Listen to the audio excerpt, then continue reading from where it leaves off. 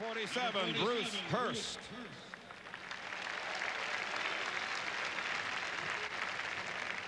From the California Angels, number 39, Mike Witt.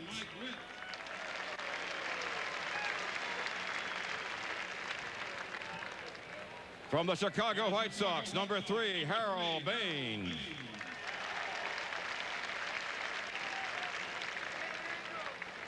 From the Cleveland Indians, number 10, Pat Tabler.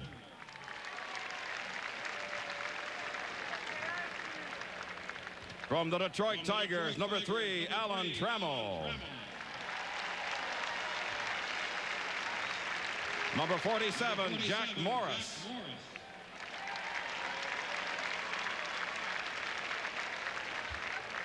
From the Kansas City Royals, number 33, Kevin Seitzer.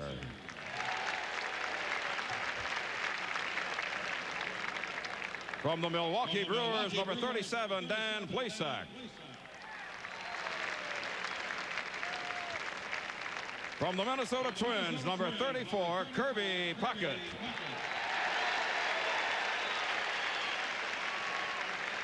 From the New York Yankees, number 19, Dave Righetti.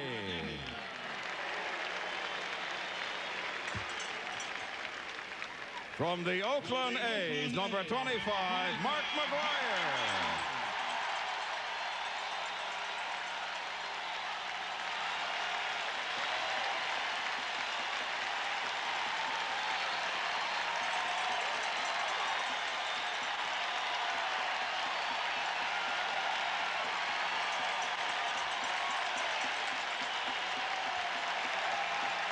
Number 50, Jay Howell.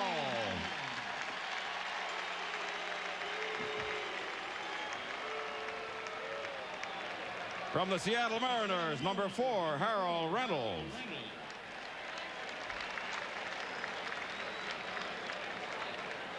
Number 12, Mark Langston.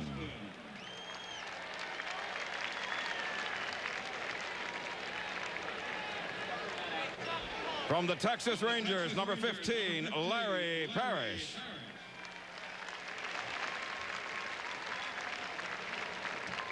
From the Toronto Blue Jays, number 1, Tony Fernandez.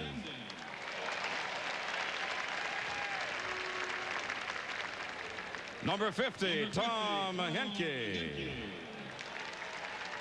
And from the Detroit Tigers, number 33, Matt Noakes.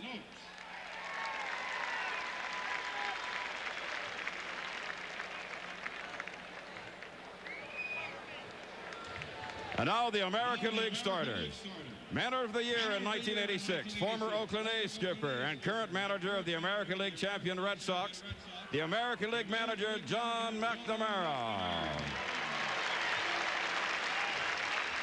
A 7-time American League stolen base leader, he established the American League record for leadoff homers.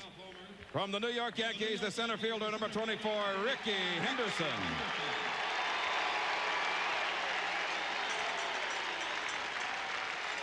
Batting second and playing first base, the only major leaguer to win an RBI title, batting title, and MVP award in his first 3 seasons. From the New York Yankees, number 23, Don Mattingly. 3-time American League batting champion, leading again this season with a .375 average, hitting third, playing third base. From the Boston Red Sox, number 26, Wade Boggs. Batting cleanup, the American League's leading RBI man with 76 at the All-Star break. The left fielder from the Toronto Blue Jays, number 11, George Bell.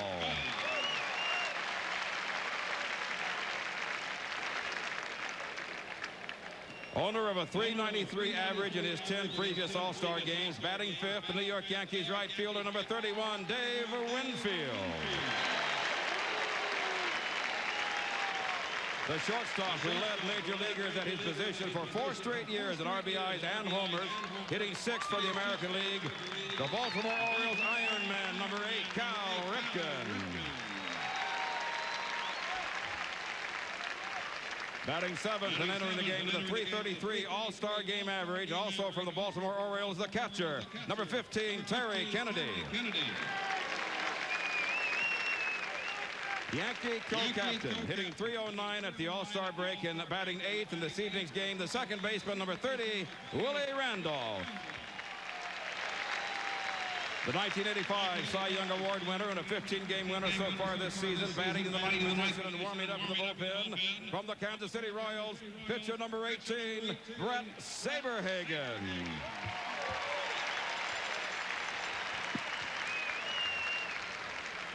Ladies and gentlemen, baseball is honored to have two of its greatest players serving as honorary captains for tonight's game. The 1961 National League Rookie of the Year. He spent most of his career with the Chicago Cubs, but finished his playing days with the Oakland A's. Now a coach for the Cubs, a 1987 Hall of Fame inductee, the National League honorary captain, Billy Williams.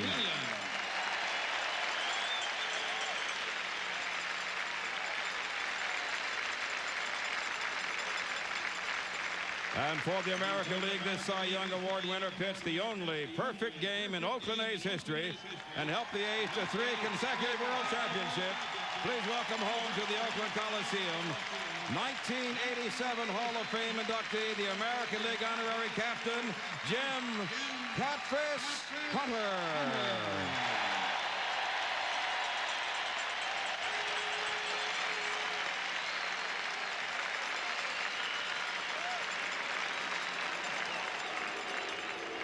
Ladies and gentlemen, baseball recently lost a valued friend. He was the victorious manager of the 1986 American League All-Star team, skipper of the 1985 world champion Kansas City Royals, and member of the 1961 American League All-Star team. One of baseball's most respected managers. Please observe a moment of silence in the memory of Dick Howser.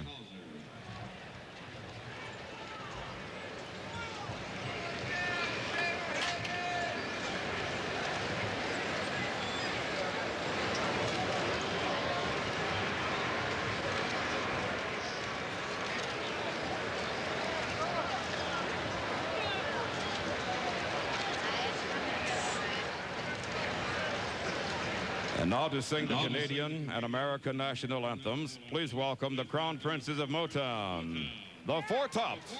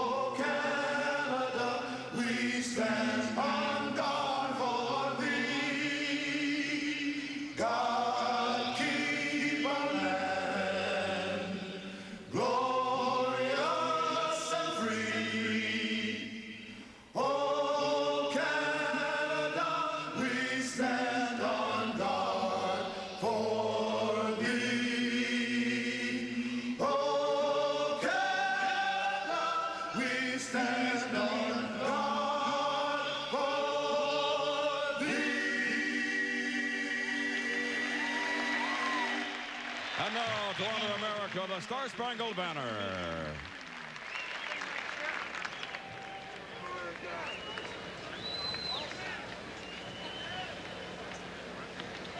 By the dawn's early light, what so proudly we hailed at the twilight's last gleaming, whose broad stripes and bright stars through the perilous fight, o'er the ramparts we watched, were so gallantly streaming, and the rockets' red glare, the bombs bursting in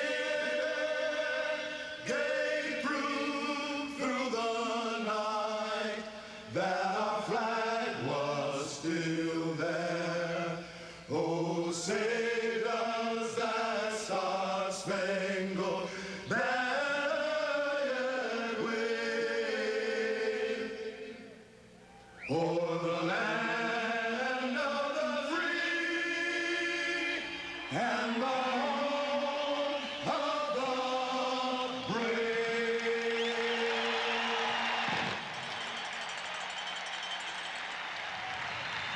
In just a few moments, Eric Davis of the Reds will step into the batter's box to face Brett Saberhagen of the Royals, and the 1987 All-Star Game will be underway. Vin Scully and Joe Garagiola are standing by to call it after this from NBC News. A perfect night for baseball in terms of fan comfort, but the twilight might give the advantage to the pitchers, Brett Saberhagen and Mike Scott, to start. Vin Scully and Joe Garagiola will, in fact, take to the microphones right after we bring you these messages from your local stations.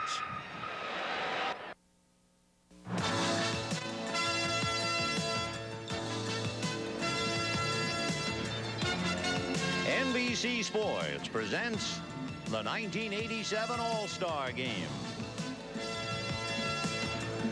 Tonight's game is brought to you by Miller Brewing Company, sole sponsor of the U.S. Olympic Training Centers. By Aetna and its insurance agents and brokers across America. Work with the best in the business, Aetna. And by the heartbeat of America, today's Chevy trucks. Hi, everybody. I'm Vin Scully, along with Joe Garagiola. Welcome to the Oakland Coliseum and the 1987 All-Star Game. It started with Babe Ruth touching them all in Chicago, through Joe DiMaggio and Ted Williams, Carl Yastrzemski and Johnny Bench, right up to the moment. It is, without a doubt, baseball's greatest showcase. Just as you mentioned those names, it jars your memory. But, you know, we know about the stars, but the guys that had the All-Star years and they go to an All-Star game, that's the big thing. Like in this year's, Matt Noakes, who would have thought he'd be here? And how about McGuire, Mark McGuire, who put on such an exhibition in batting practice in his own home park. Isn't that great? Oh, and the fact that he's redhead didn't influence my vote even one bit. And how about Pat Tabler and Harold Reynolds? Kids in your wildest dreams didn't figure to be in the All-Star Game, and yet here they are. And not only here they are, but here are the pitchers who are going to be asked to hit. And I guess, Joe, really, there should be a meeting of the mind, because if there ever is a game that would cry for a designated hitter, it would be and should be the All-Star Game. I couldn't agree with you more. I think that should happen, and I also think I'd love to see an expanded roster to bring back those players that have played for so many years that the fans want to see but didn't have the All-Star years. Bring them back and just let them walk around, let the fans see them. I just thought they have brought back two. We'll be looking at an honorary captain, and that will be Billy Williams. We'll be looking at Catfish Hunter in Oakland. Wow, we'll see a lot, and we'll have a lot more right after this message from Aetna and its insurance brokers and agents throughout the United States. A magnificent late afternoon, early evening here in Oakland. You can take your pick. And the American League All-Stars, the host team, take the field.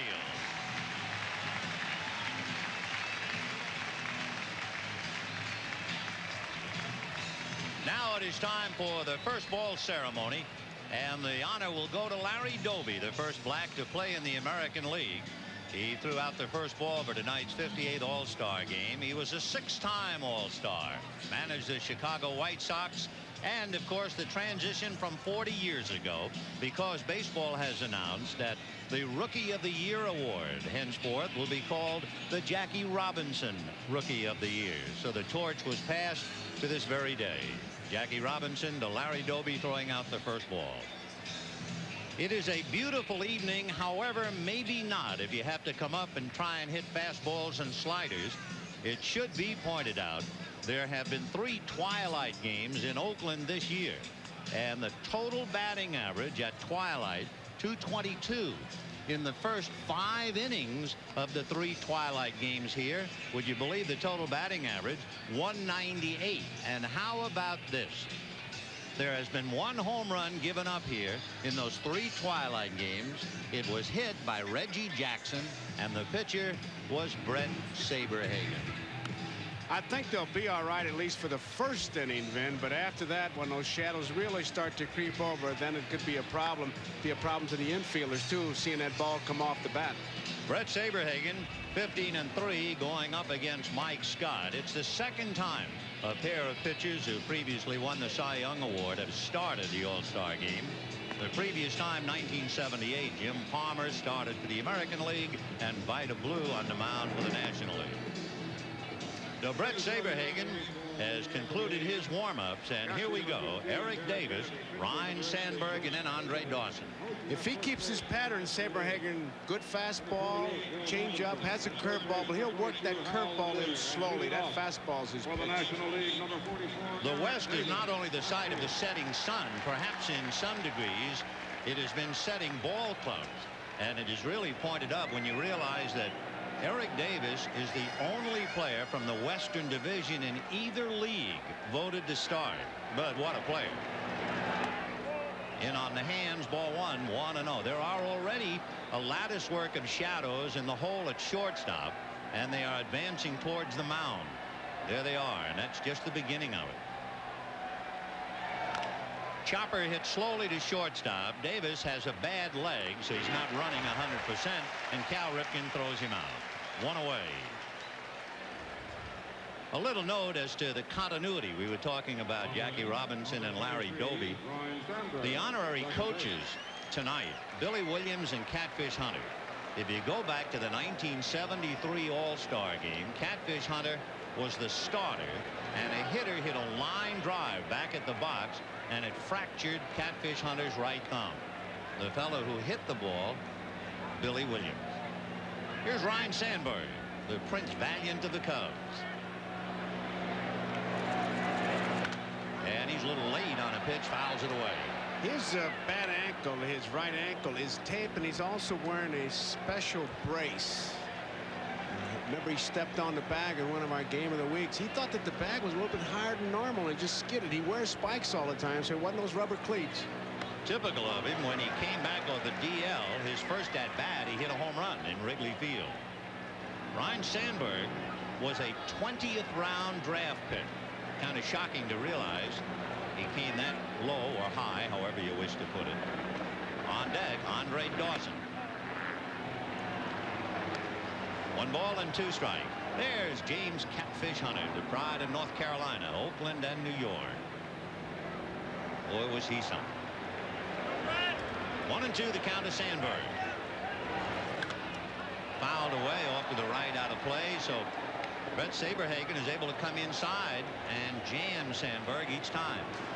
Well, his plan is to work that curveball in slowly, but on the time being what it is, you really do a hitter a favor when you let up. If you've got that good fastball like he has, that's what you want to throw. Sandberg checked with Jim Sundberg about Saberhagen. Curveball hit slowly to third base. Boggs right at the bag to take care of it. So 2 down in the first inning, and that will bring up Andre Dawson. For Andre Dawson, of course, he was the eye of the storm after having been hit in the face by a pitch from Eric Shaw. One reason, and we're not taking either side, but if you don't pitch inside to Andre Dawson, you're in the minor league. You're unemployed, and it is no accident that he has led the National League in being hit by pitches 4 straight years. He really dives into the pitch. And he probably dives into that pitch and hits it inside the left field foul line and down in the corner. George Bell playing the carom, and Andre Dawson steams into second base with a line drive double. So the first hit in the twilight is a double into the left field corner. He wasn't about to let Saberhagen get ahead of him and jumps on the first pitch, a fastball. That's been the pattern on all the hitters, and he really hits it hard down the line. Mike Schmidt's another fellow that doesn't like to take a lot of pitches. He likes to get going right now, and when you do get 2 strikes on him, you do keep that ball away, but he, like Dawson, will like that ball inside. So Andre Dawson waiting to be picked up, and Mike Schmidt trying to do that, but he pops the first one in the air foul. Terry Kennedy coming over to the photographer's well, and he can't get it. That should bring up a point. When you come into Oakland Coliseum for the first time, you notice 2 things. The deep so-called power alleys in left center and right center are only 375. That makes it a small part. However, the foul line and the foul territory, probably the largest in the major leagues, the way it was, let's say, in Atlanta before they brought the stands in closer to the diamond. So that certainly takes away from the hitter.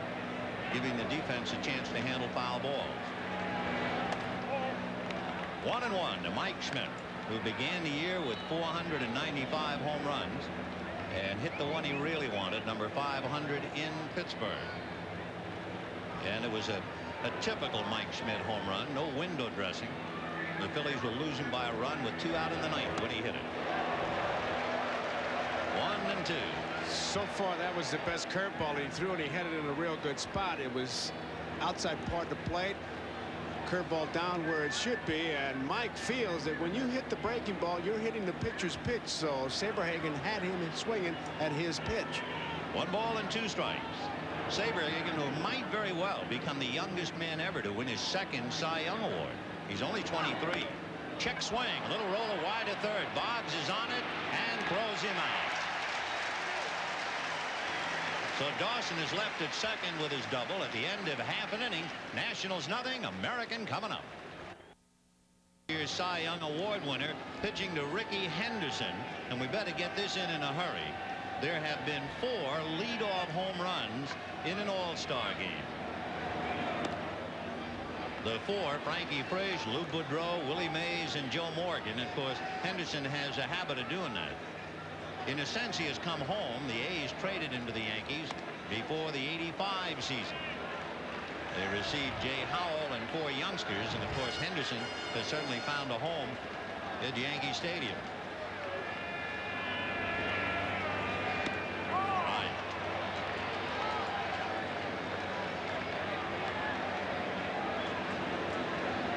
As you can see with Henderson, you had better be ready. 2-1 to count to Rick. Fastball hit up the middle there. Sandberg to backhand it and to throw him out. That'll give us a chance to tell you a little bit about Mike Scott as he tunes up. 10-5 with the league, leading the majors in strikeouts with Mark Langston. Hit that ball hard right past Scott, but Sandberg, bad ankle or not, good fielder backhands it.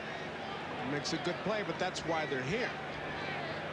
So Ryan Sandberg takes one away from Henderson, and now here is Don Mattingly, and he hits it back off the glove of Scott. Scotty chasing it, no play, and Henderson is aboard.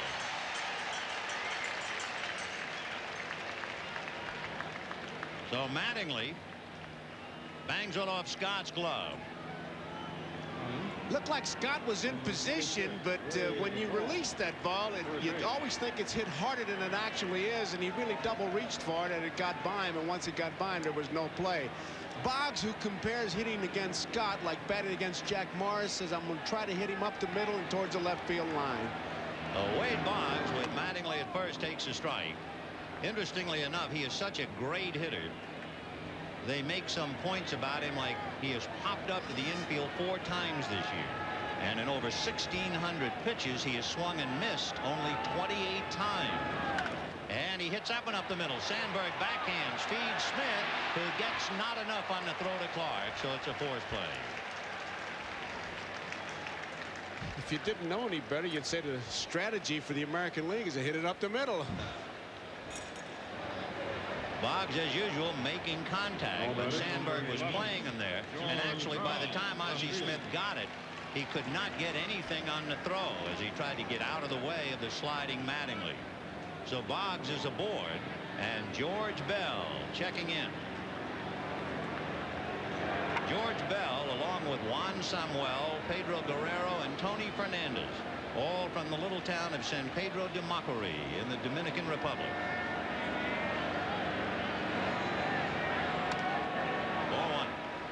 He and Mike Schmidt are the only players to have at least 25 home runs and 85 RBIs and better than a .275 average each of the last 3 years. That's how consistent a player he is.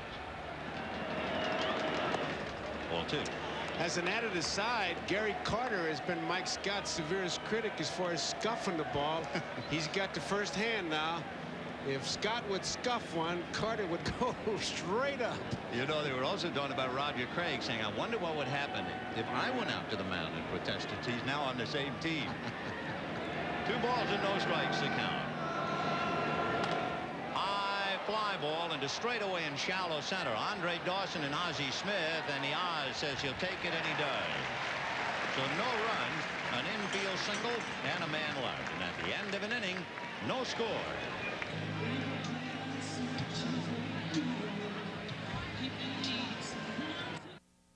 Go to the second inning. It'll be Jack Clark, Darryl Strawberry, and Gary Carter. On the line score, you'll see an error charged to the National League on that comebacker that got away from Mike Scott. He will be charged with the error. Jack Clark, in a recent series with the Giants, his old ball club, they walked him 8 times in 12 at-bats. Earlier, he had tied a National League record with 6 walks in a doubleheader. To give you an idea of the respect he has. Well, that chase the breaking ball, you can see why, because he doesn't give in to any pitcher. If it's King Kong, he's going to get 3 hard swings, and he'll chase the bad ball when you get 2 strikes, but try to get 2 strikes. Off speed, a high change inside. Ball 1, 1-0. That scouting report is a consensus that NBC made with scouts throughout the league, and we'll agree and disagree as we see. Yep. Ball 2, 2-0. For Jack, of course, it brings back memories. He played in his first All-Star game as a 22-year-old outfielder with the San Francisco Giants back in 1978. He's homered against every team in the National League, but not quite in every ballpark as he pops this one up. And it'll be Mattingly shielding his eyes from the glare. Makes the play, and he needed sunglasses and everything else he could get.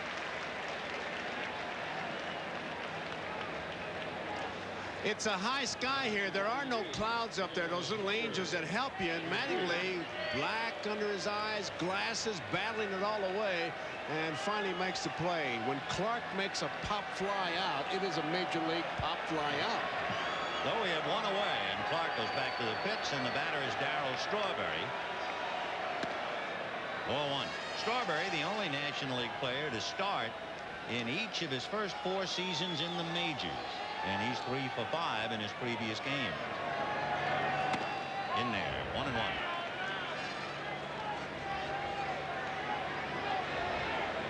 Strawberry, multi-talented. Last 4 years, over 100 home runs and 100 stolen bases. 2 balls, 1 strike to Darryl. 1 away in the second. Brett Saberhagen, 15-3.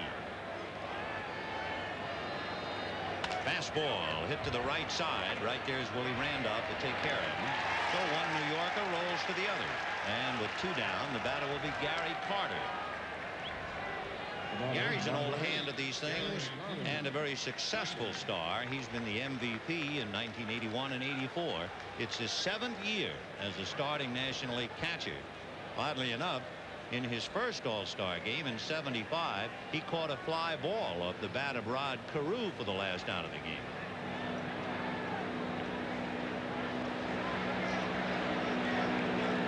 Fastball grounded to short. Cal Ripken Jr. is there. That takes care of Carter and the National League. And at the end of an inning and a half, no score, and Dave Winfield, a big cannon, will be wheeled into position for the American League to start it off. Gloves. Ryan Sandberg has 4.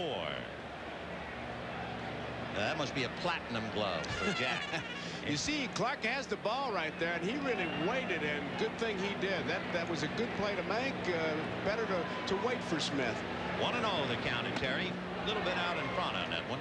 Boy, Ozzie Smith and Sandberg really deep in the infield. You can see Terry Kennedy obviously not known for his speed, so they're really cutting down all the angles. They're way back. Smith is on the grass.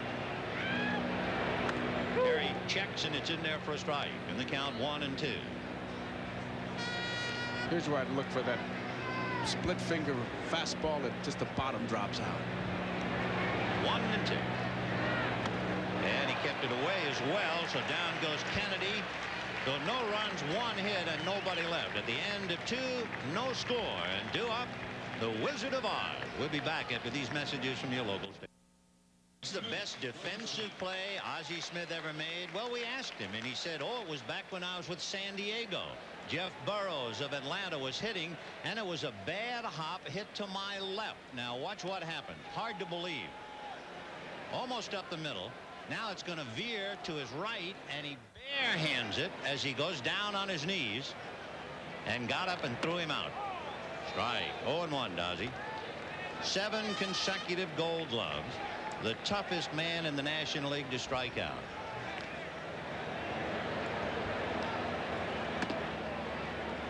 I guess his greatest memory offensively in the '85 championship series.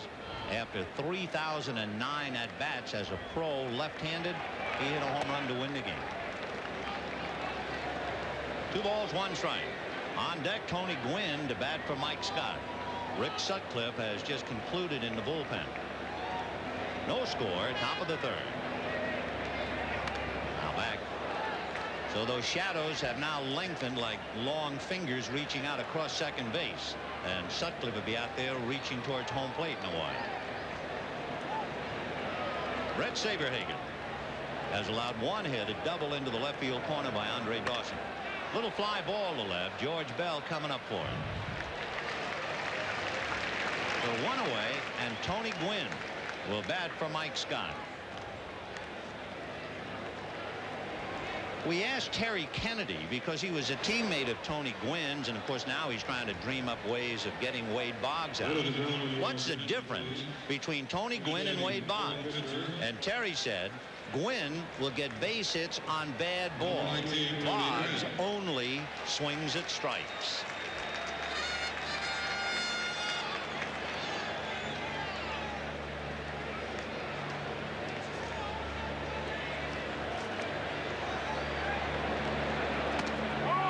For a strike. He's another tough man to strike out. About every 21 at bats. Ozzie Smith's about every 24. Fouled off. 0-2 the count to Tony Gwynn. 1 away. Mike Scott went 2 innings, allowed a hit, and was saved on a leaping catch by Jack Clark. The line drive hit by Ripken. Here's where you'll see the difference now. He supposedly is in a hole, no balls, 2 strikes. Curveball, and it's a big chopper to shortstop. Ripken takes care of it. So 2 down. Friends, the 1987 All-Star Game is brought to you by Buick and your Buick dealers. Buick, where better really matters. By Miller Genuine Draft, cold filtered draft beer. It's as real as it gets. And by Epson America. When you've got Epson, you've got a lot of company.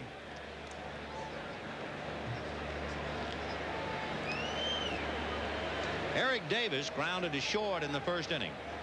Eric 0 for 1. They're going to check at first base. Swing, says Dick Stello. Stello working his 2nd All-Star game. He worked back in '77. 8th round draft pick by the Reds back in 1980. And until this year, didn't play very much. In fact, his lifetime batting average was only .259. It didn't sound like an all-star. 1-1. Ground ball to 3rd. Right there is Boggs. So an easy inning. And at the end of 2.5 innings, no score, the National and the American. Let's turn the clock back on Brett Saberhagen. Here he was at 11.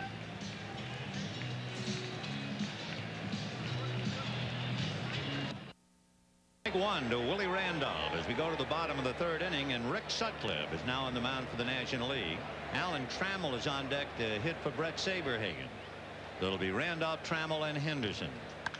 Hit foul down the right field line, out of play. Rick Sutcliffe working on Willie Randolph. The Yankees remained atop the heap despite injuries to Mattingly and Henderson, and those who watch them every day say tremendous contributions by Willie Randolph and Dave Winfield carried the team offensively. 12 years as the Yankee second baseman. His whole attitude has changed this year as far as hitting. For example, a man on second base in past years, he said, I got to get him over to 3rd. This year he says, I'm going to drive him in. He's gotten a lot more aggressive and pulls the ball more this year. He's very good at leading off an inning. And he hits one in the air to left center. Moving over, however, is Davis to make the play. So Randolph a long out to left. 1 away, and Alan Trammell will be coming in. Rick Sutcliffe is the new pitcher at 6'7", a rather conspicuous figure. Sutcliffe, a 12-game winner, a former Cy Young Award winner, and recently winner of the Roberto Clemente Community Service Award. Rick donates $100,000 a year to Chicagoland charities. So a worthy recipient. Alan Trammell, solid fixture for the Detroit Tigers. Look at those numbers.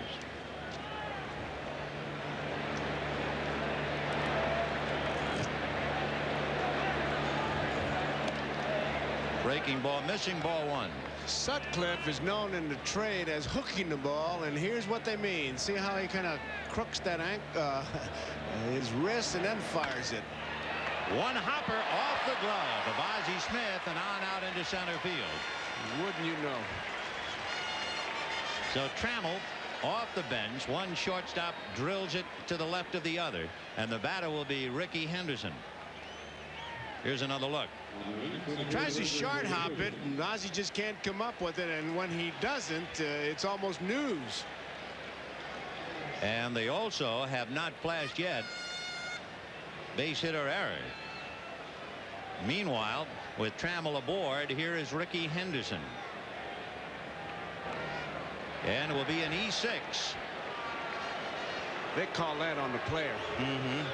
And even the crowd doesn't like it. So that's the second error charged to the National League. As far as strategy is concerned, both managers say, hey, these guys are talented, we're going to let them play. So they're not looking to play hit and run.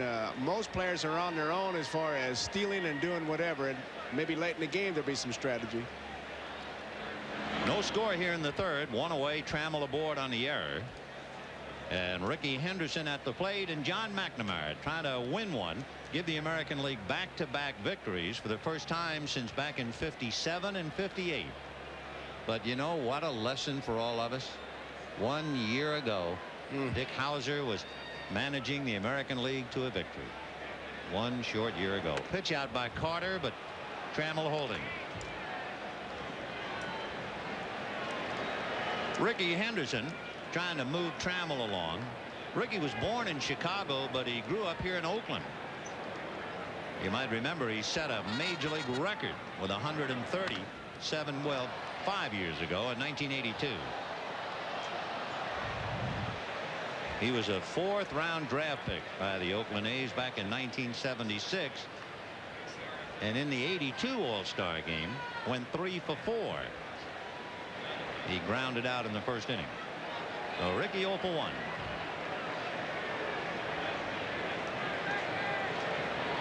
Trammell is going.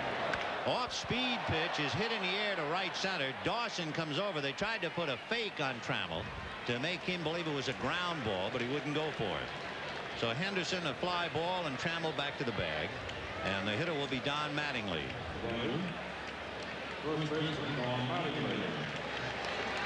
Trammell, he sees the ball away. He will not take the fake. He hears it hit. He finds the ball. He's been playing a couple games in his life, so he knows exactly what to do and easily makes it back. Never believe an infielder. Sutcliffe takes a long time to get rid of that ball. Trammell had a pretty good jump. So with 2 down, here is Don Mattingly, a $22,000 bonus player back in 1979. Would you believe he was a 19th round draft pick? The American League MVP in 1985 just seems to be getting better and better. 2 down, 3rd inning, no score. Fastball away. 2-0. On deck, Wade Boggs. Full house, probably somewhere around 48,000. They broke ground here in 1964, and the first event was in 1966, and then the A's came here in '68. With Roger Craig on a National League bench, you see Gary Carter checking that bench because Roger loves to call those pitch outs, and he's been so successful. 2 balls, no strike.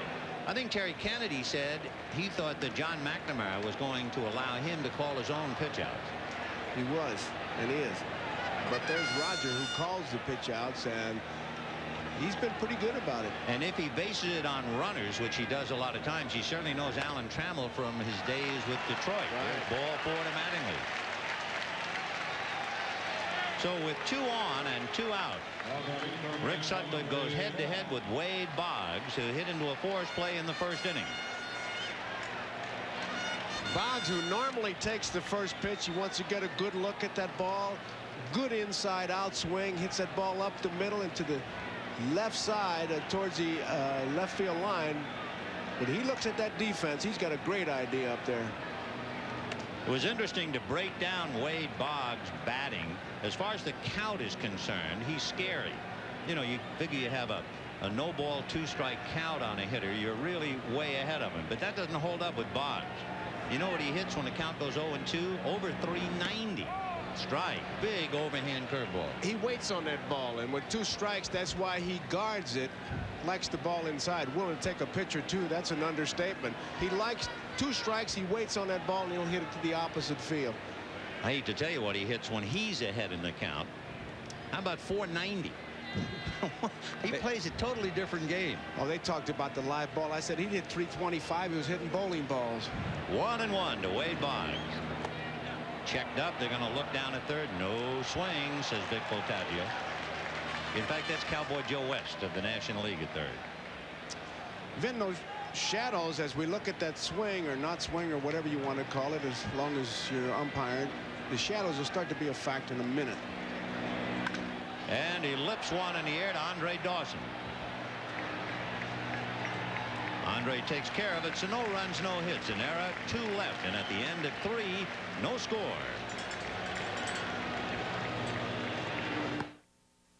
Hello. Ed's advertising book says when we sponsor sports, our ads will be better if we talk the language of the fan. So I will try to do that. Run down to the store for a 4-pack of Ed's new Bartles & James Premium Red Wine Cooler. It is not only a big hit, but when you buy Bartles & James, you cannot make an error. Well, while I realize these technical terms may be confusing to people who don't know baseball, I hope this makes sense to the fan. Thank you for your support. Listen to the heartbeat. Chevy's big savings keep on rolling on S10 pickups and Blazers. $1,000 cash back or $500 cash back plus 3.9% financing. The choice is yours. $1,000 cash back or 3.9% financing plus $500 cash back. The big savings keep on rolling on Chevy S10 pickups and Blazers. America. Chevrolet. That's today's Chevy truck. What'd you do to your car, Joey? It's really hot.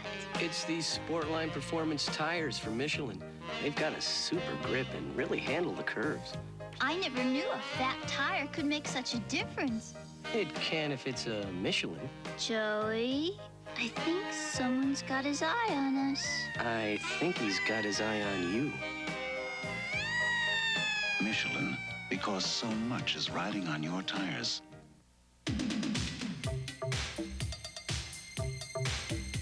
Every 10 seconds of every hour of every business day, America puts a brand new Epson computer or printer to work.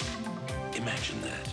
Businesses of every kind and size putting the power of Epson into millions of hands. Every 10 seconds, another new Epson. It's true. When you've got an Epson, you've got a lot of company. Harold Reynolds of the Seattle Mariners will now take over at second base. Willie Randolph goes out. And also, since Alan Trammell batted for Brett Saberhagen, we need a new pitcher, and it is Jack Morris. On the 4th of July last year, Morris was 7-6, and he decided to quit using his split-fingered fastball as much as he was relying on it and go back to his slider. Well, since July 4th of last year, he is 26-6. If you're keeping score, Harold Reynolds will bat 8th, Morris will bat 9th, and it'll be Ryne Sandberg, Andre Dawson, and then Mike Schmidt in the 4th inning. No score. There's a good shot of the shadow effect here in the ballpark. Now the batter is in complete shadow. That's going to make it tough for the infielders to pick up that ball. There you see a good view. Now it starts to get a little bit rugged. Now you can understand why those 3 twilight games here were so tough. There have been 2 other twilight games recently. In 1984 at Candlestick Park, the National League won that game 3-1. And in 1980 at Dodger Stadium, the National League won 4-2. And in that game, there was a shutout till the 5th inning. High foul off to the right, and now to play, and the count 1-1. You know, for Terry Kennedy, it's a great experience for him to be on the American League squad coming over from the National League, because he's catching a lot of pitchers that he's hit against. He really is learning a little bit more about them, and that's really the vantage point, is when you're catching these guys and you really get a chance to see what that ball's doing. He's the real connection between the 2 teams. 1 ball, 1 strike. Ball 2, 2-1. It's interesting, the two competitors that we have in here on the mound with Rick Sutcliffe going against Jack Morris. When Andre Dawson was hit, they tell me one of the first persons off the Cub bench was Rick Sutcliffe. Chopper to the hole at short, backhanded by Ripken, the long throw in time. And when the Rangers got into a brawl with Detroit, Jack Morris was first off the bench. Let's go to Marv Albert. All right, Vin, and this is Baseball Commissioner Peter Ueberroth. I'm wondering what your reaction is to NBC's proposal on the pregame show calling for the lifetime achievement positions established for the All-Star Game, which would allow fans to vote for people such as Reggie Jackson and Nolan Ryan to make the squad, perhaps one such candidate per league. What's your feeling about it? It's a good idea. We ought to think about those things. That's the tradition of this game. When I could see everyone turn out for the old-timers, the guys that are still real active at the end of their careers last year or so, we should be able to do it. It's a good idea. How about the DH utilizing the All-Star Game? DH, you won't see it today. It doesn't look like anyone's going to have a pitcher bat, but I'm going to ask that next year we put the DH in for the All-Star Game, both sides, because there's too many good hitters on the bench people want to see. Peter, we were told that you and consultant Harry Edwards met secretly yesterday along with several notable black players. The end result, a proposal that would establish a pool of black candidates for jobs as coaches and managers in the minor leagues. Is that accurate? Will it happen? Well, it was no secret. We just called modern day players who are stars like Winfield and Baylor and the rest. Recent players like Joe Morgan and some all the way back, that Larry Doby, they came together to help us get this job done in a positive sense. Let's get out of the press. Let's do fair employment. Don't put anybody in a job they don't deserve. Don't push anybody when it's not right. But let's let the baseball players take over and help solve the problems. They said we'll do it. All right, let's get back upstairs. Vin and Joe. Well, here's Mike Schmidt with 2 out. You probably noticed that Andre Dawson struck out on a check swing. And Mike Schmidt grounded to third in the first inning. No runs, 1 hit, 2 errors for the National. No runs, 1 hit, no errors for the American. Jack Morris and Rick Sutcliffe battling it out now. 1-1. Now that Oakland has hosted the All-Star Game, only Texas and Toronto have never had the thrill of hosting a Star Game. And I'm sure that's just around the corner. 1-1. 1-2. 8 in a row retired since Andre Dawson doubled, and looked like that was a split finger job coming up. That could be a decoy. Never trust a pitcher when he's putting that ball out to where you can see it like that. Mike Schmidt's a guy who likes to keep his hands above that ball. Here's that spot where they try to say he can chase it outside, but they'll pound him inside. And he goes the other way to right. Winfield will have to play it on a bounce. To Schmidt, a turn and a holding with a 2-out single that will bring up Jack Clark.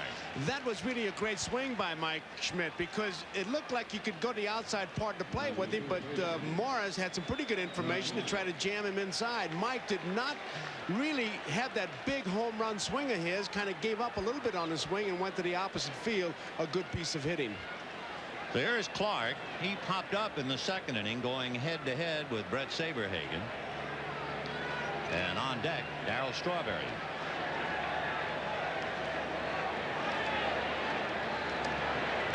Strike. 0-1. Clark is the kind of a hitter, and you would think sluggers are streaky, but he hasn't gone more than 9 days without a home run this year. He uses a very light bat, Vin. It's a Joe Morgan model, 34 inches, 32 ounces, and there's quite a story behind it that is really tied into his stance. And you know, as great a year as he's having, he still has a bad thumb. That bat is so light, and his stance, as you look at it, he stands to the plate. He doesn't stand to make a stance for the pitcher, and because the bat is so light, he has to hang in there. Now, that's why that front foot is up there. He said, I take my stance to the plate, not to the pitcher, and I have to hang in there or that light bat will pull me off the ball. And that's a new stance this year. Yes, sir. 0-2. 0-1, and there goes Mike Schmidt on a delay, and they get him with a tag by Harold Reynolds, and Schmidt can't believe it. And Vic Voltaggio, the second base umpire, right there, so he's hung out to dry. 2-4. No runs, 1 hit, nobody left. And at the end of 3.5 innings, as you take another look, no score.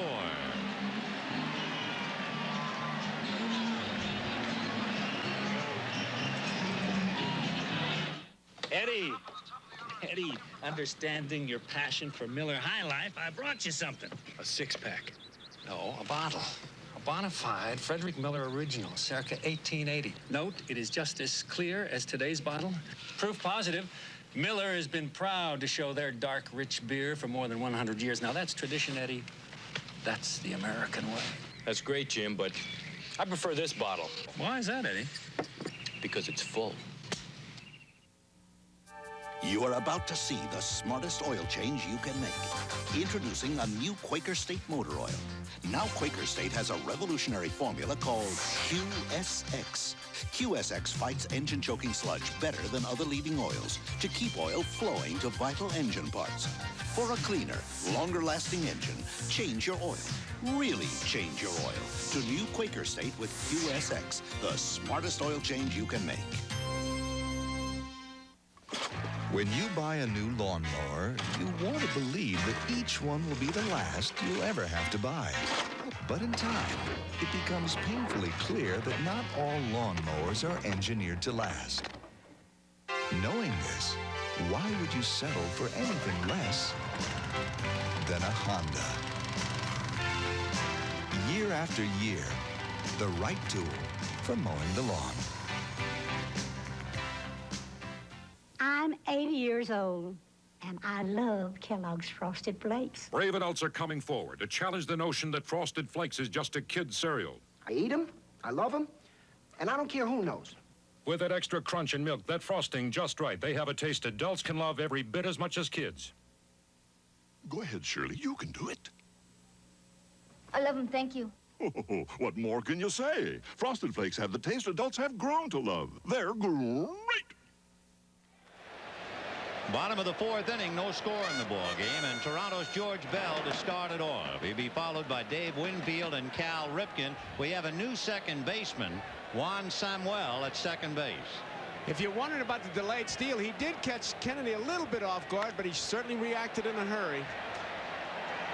Bell fouls it off, and the Cal 1 ball and 1 strike. Bottom of the fourth. So the Phillies' Juan Samuel is now at second base for Ryne Sandberg, and he will hit in the number 2 slot.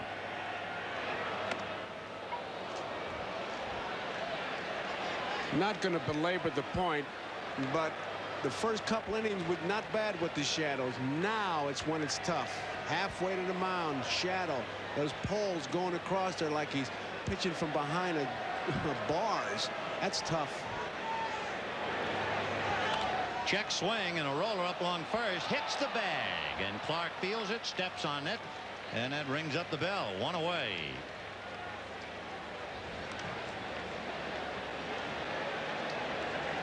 He's trying to duck it, and that's just an empty feeling.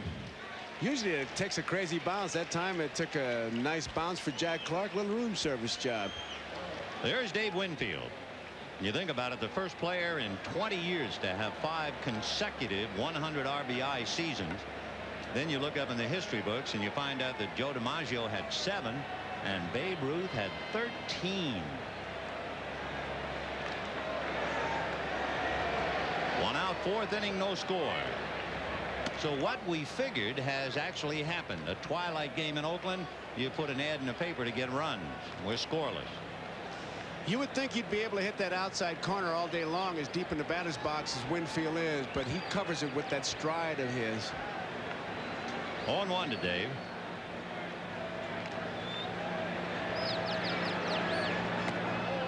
Dave really was in one great spotlight, the 1981 World Series, and he had just 1 hit in 21 at-bats. But there have been some great Yankees who struggled. Babe Ruth had a bad World Series. Yogi Berra had 3 bad ones, and Mickey Mantle had a bad one in '62. It can happen to the best. A chopper to Samuel, and that takes care of Winfield. So Juan Samuel making the play at second base, and Cal Ripken Jr. coming up. You can see that ball, how dark it got, and that's what the batter's up against as it goes from sunlight to darkness. Samuel makes a nice play throwing off balance. I always marvel at that when you're running away from the base you have to throw to, and they throw those strikes. So a good play, especially just coming in the game by Juan Samuel. And here's Cal Ripken.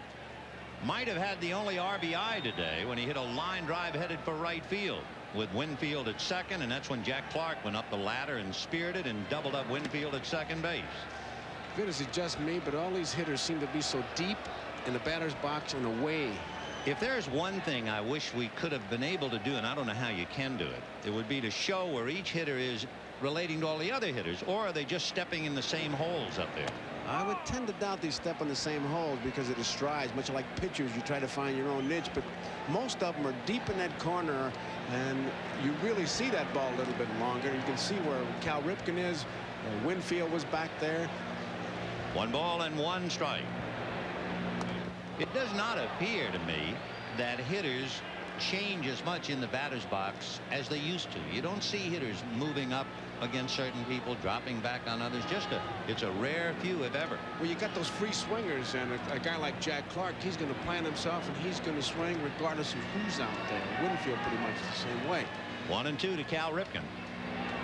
Sidearm fastball. Now, if that doesn't give you the jelly leg, nothing will. Roy Campanella for years used to talk about the jelly leg, that front leg, and how you can possibly stay in. And watch Sutcliffe. Maybe you'll get the jelly leg right there in your living room. It's a little bit hard for Sutcliffe. He doesn't drop that far down and step that far over. It's kind of a new thing for him. But I tell you, when you go back to the days of a guy like Ewell Blackwell, that whole body would turn into jelly. 1-2 the count. You ever hit against Blackwell? Yes, sir. Scare you? Well, I was on the left side, so I mean, I made nice polite outs. 1-2 the count. Rick Sutcliffe working on Cal Ripken, and Terry Kennedy on deck.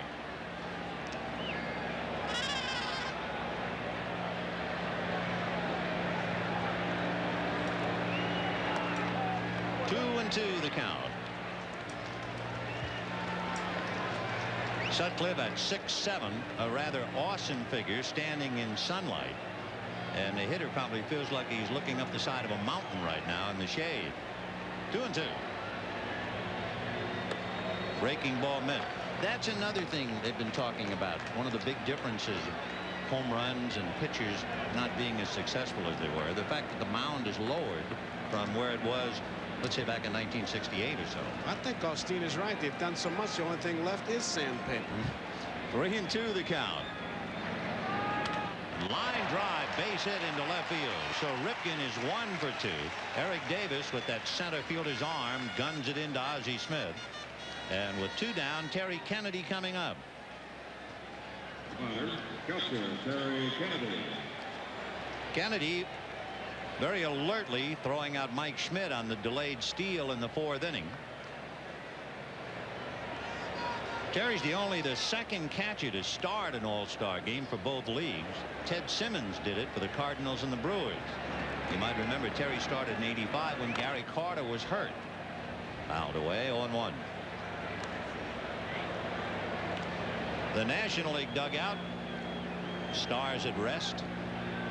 Well, there are a lot of hungry people in there who'd like to take a shot at it, and hopefully we'll see as many as possible representing each league.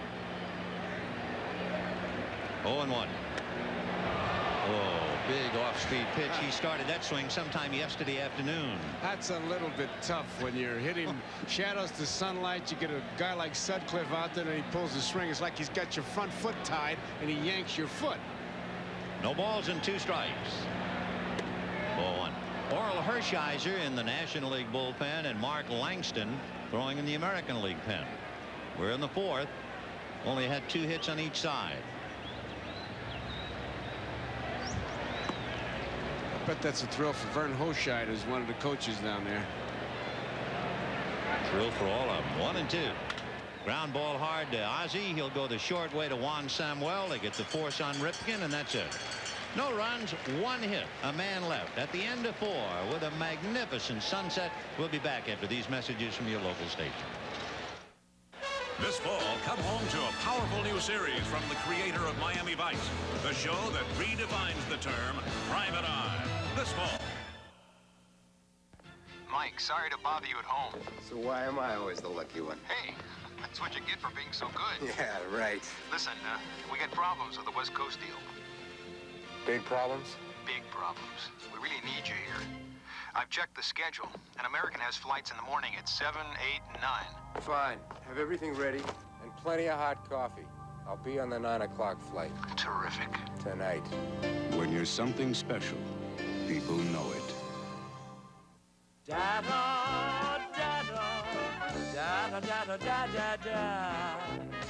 Today, data is coming at you faster than ever before.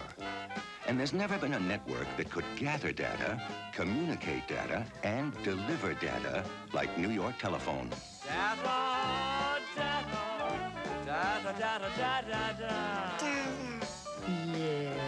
The network of New York Telephone. The power behind the phone. Well, fans, it all comes down to this moment. This is where it all gets decided. Johnson steps in, checks the signs, makes a few adjustments. This is a classic confrontation. He's digging in. Here's the delivery. And there it goes. He's going back, way back. It is going. It is gone. Pepsi, the choice of a new generation. The ball game's over. Join us for Live at 5 tomorrow, right after Phil Donahue. Pictures from the Goodyear Blimp Columbia from Los Angeles, California. The pilot is Captain Nick Nicolari from Stamford, Connecticut. It's the 51st year a Goodyear Blimp has appeared at an All-Star game, just sailing serenely above it all. And look what you can see from up there. And Vin, that shadow of the pitcher is really a factor too. That really says it all about the difficulty right about now. And this is what they were talking about. Halfway to the mound, the pitcher's shadow is there. The light standards, not ideal conditions. Where's Jack Clark? If you look up, you see that Clark has 26 home runs and 86 RBIs. He should have 29. He hit a home run against the Dodgers and it was rained out. And he hit 2 home runs that were turned into outs on miracle catches by Eric Davis. So he's even better than his numbers. He popped up in the 2nd inning. Boy, does he love that ball up in there. You cannot shoot a fastball by him. I agree with those who say he has the best bat speed of anybody in the major leagues. He just doesn't get cheated. 0-1 to count to Jack. Off speed, slow freight, just outside. 1 ball, 1 strike. Jack Morris, one of the premier pitchers in the game, the pride of Detroit. Inheriting after Brett Saberhagen won a couple. Fastball in there, so he's giving him the store, and the count 1-2.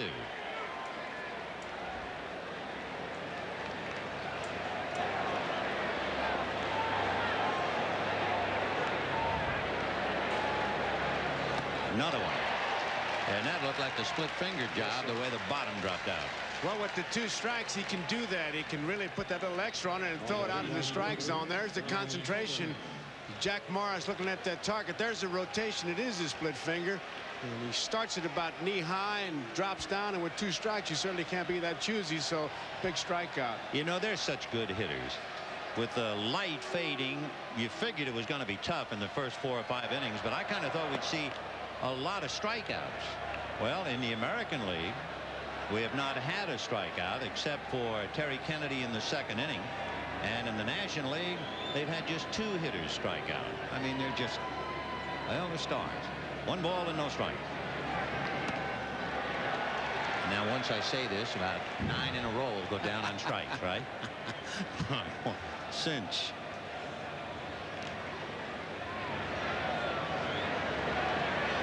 One and 1 to Darrell. Roller by the mound, but in position is Harold Reynolds to get him. 2 down. Well, he used to wear number 44 with pride and distinction. He was one of the great home run hitters, left-handed. He had a back that could, well, you could set a table for 8 on that. Willie McCovey. What a play. Gary Carter at the plate, grounded to short in the 2nd inning. Gary 0 for 1. Chased that pitch. That was the split finger, and Gary's going to ask you about it. What was that? And I'm sure that Denkinger said, I don't know. You swung at it. Don Denkinger working balls and strike. It's his third All-Star game. In 71 and 76 he was here. 0-1. Half swing, and that will cost him another. 0-2. So Jack Morris has given up a single to Mike Schmidt. Each side with 2 hits. Chances are he'll do to Carter what he did to Clark as far as pitches. 1-2.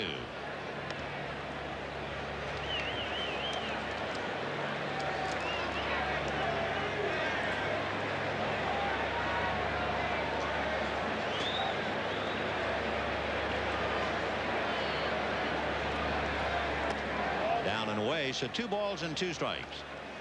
Gary, who has hit 24 or more home runs each of his last 3 years. He's the #1 active National League player with 10 grand slams. 2 balls, 2 strikes. In the dirt, ball 3. That's the one he wanted right there, that split finger. Just threw it too hard. 2 strikes. Mike Scott was talking about over in Houston. We were there, Vin. He said, when I get 2 strikes, I start about the knee, and it's very tough for the hitter to lay off, and I can get that extra on it. But you can't do that until you get the 2 strikes. It's interesting to watch Morris, and you kind of wish that Scott was still in the game so you could compare them. Yeah, that'd be good. 3-2 the count to Gary Carter. And that's ball 4. So the National League receives its first walk, and it goes to Carter, and it'll bring up Ozzie Smith, a switch hitter batting left-handed who flied to left field in the 3rd inning, 0 for 1. Smith is one of those guys who would give a fellow like Morris a little bit of trouble because he doesn't swing that hard. He just lays that bat on the ball and kind of moves it around. Punching Judy, a Judy hitter they call him. His last home run was in the '85 LCS. Pitch getting away from Kennedy, but not far enough. 1 ball and no strikes to Ozzie Smith. The backup catcher, Matt Noakes, and of course you can't just use catchers, so they're being very careful, and Kennedy figures to go a long way. 1-0. Little foul, out of play. How do you pitch to Ozzie Smith? Well, here's what the scouts say. Well, when NBC talked to some scouts, looks for fastballs simply to make contact. That is so true. He just lays the bat on the ball, but ask Niedenfuhr. You can't take it for granted. He'll spin on you once a decade. Ground ball to shortstop. Ripken feeding Reynolds, and they get the force on Carter, and that's that. So the Nationals go down, and at the end of 4 1/2, no score in the twilight. James Bond is back.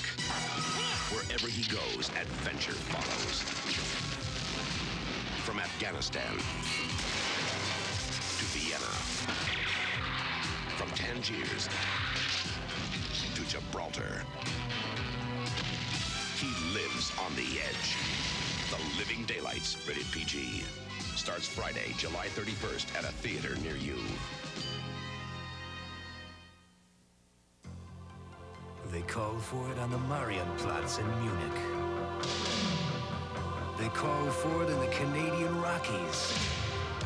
And they called for it in Newport Beach, California. Lowenbrau, brewed around the world. Taste it and you'll know why. Rich Bavarian hops and supervision, brewed fresh and smooth in America. It's the best way in the world to brew beer. This world calls for Lowenbrau right now. There are lots of ways to pull for the U.S. Olympic team. The easiest is when you pull out your Visa card. Because whenever you use Visa, we'll make a donation to the team. So pull for the team. And if you go to the '88 Winter Olympics in Calgary, bring your camera and your Visa card. Because the Olympics don't take place all the time, and this time the Olympics don't take American Express. Visa, it's everywhere you want to be. You've done your jobs. Now let's wrap up the deal. American had the first flight. You're set. Perfect. What's the best they can offer? Looks like 52 a share. Not good enough. This is from Legal. Here are your tickets. You have boarding passes and seat assignments. It's American. Go straight to the gate. Good luck. Luck? You two are all the luck I need. When you're something special, people know it. Well, one thing, no real surprises. We figured at this time of day it was going to be brutal around home plate, and evidently it is. It is. So far, it's been a silent movie as far as the hitting is concerned, but you expect it, and hey, don't take anything away from those pitchers. We got some pretty good guys going out there. And the lights will slowly but surely begin to help out around the plate as Bo Diaz puts on the mask and will pick up for Gary Carter. Willie McGee is in center field, and Oral Hershiser is the new pitcher. Andre Dawson, who had been in center field, moves to right field. So if you are keeping score, we will give it to you. Bo Diaz is going to bat in Strawberry spot. Ball one. Oral Hershiser will bat in Gary Carter's spot, the number 7 spot. Slow roller to short. Ozzie Smith to Jack Clark. And Willie McGee will bat 9th. And look at the arms on Oral Hershiser. He is Oral Hershiser the 4th. So when you see him playing hockey with that V, his son is Oral Hershiser the 5th. He didn't know it at those days, but it's come to pass. Well, look at here. Kirby Puckett coming up to bat with Willie Randolph on deck.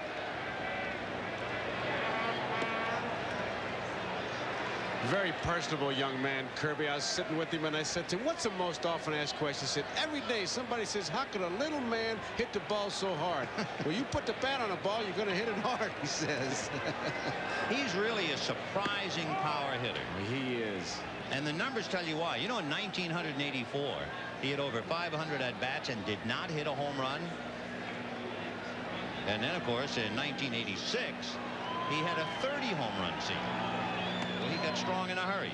In 1985, the year the All-Star Game was in Minnesota, Puckett didn't get close to that game. He hit 4 home runs. But that might be the last one he's going to miss for a while. He had 31 home runs last year. 2-1. Oral Hershiser becomes the 3rd National League pitcher. We've seen Scott, Sutcliffe, and now Hershiser. And on deck, tuning up, Rickey Henderson.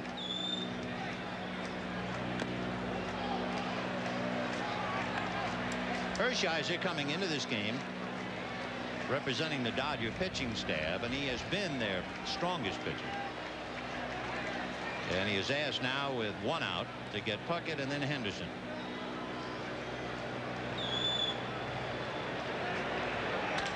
Ground ball to the right side. Fielded there by Samuel. So Puckett rolls out. 2 down in the 5th, and Rickey Henderson coming up.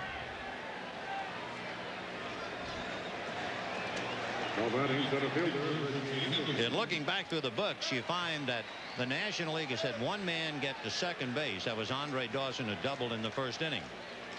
The American League has had 2 men get to second base. Winfield was doubled off on the line drive to Clark, hit by Ripken. And then, of course, Alan Trammell got to second base in the 3rd inning. Trying. Do you realize if this game continues like this, it's going to destroy the live ball theory? Yeah, right. 0-1. Well, let's face it. You know, in the history books, the very first run batted in an All-Star game, the run was knocked in by a pitcher, Lefty Gomez. Ah, yes. Got to clear those bulbs. Check swing. 1-1. Now 2-1. Henderson is grounded out, fly to center. Davy Johnson talking to Hal Lanier.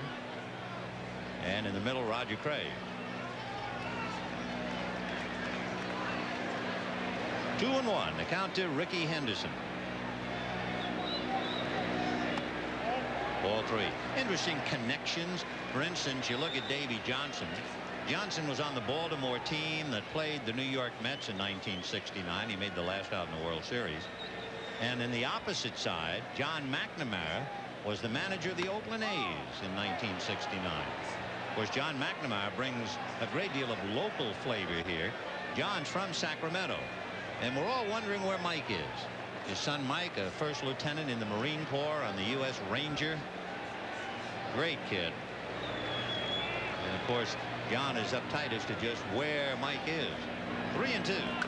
Big chopper over the mound. Samuel behind the bag. Big bounce out of his glove. And Henderson is aboard.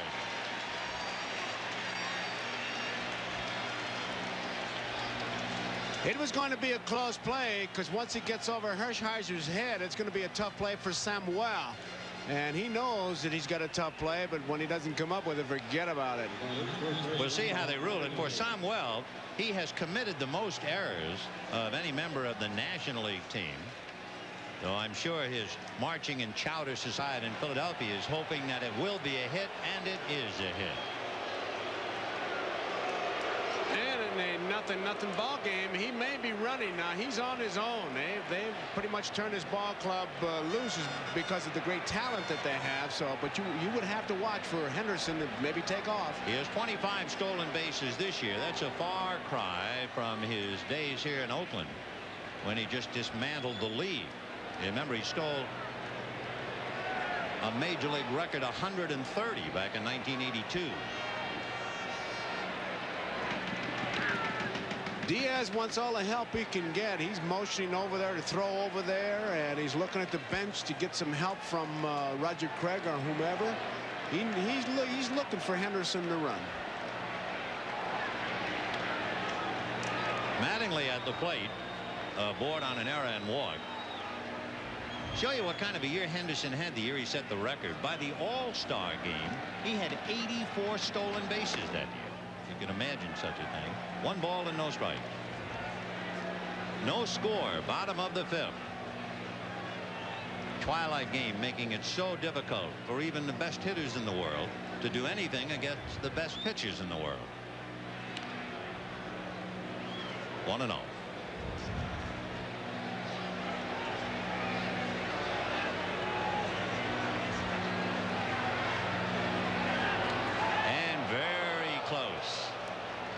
He's getting a sign, Diaz is, from Craig. I have to bet on that, to throw over there. That second time he made it very close because it was a better move.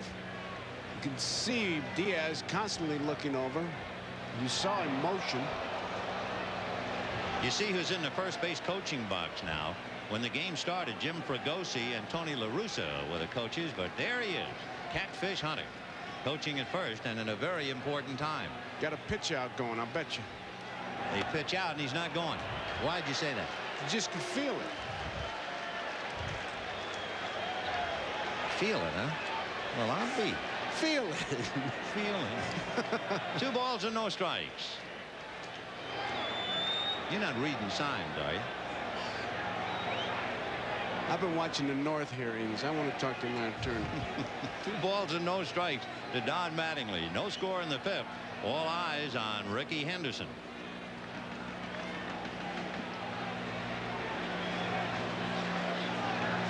Juan Samuel on the edge of the infield, way off to his right.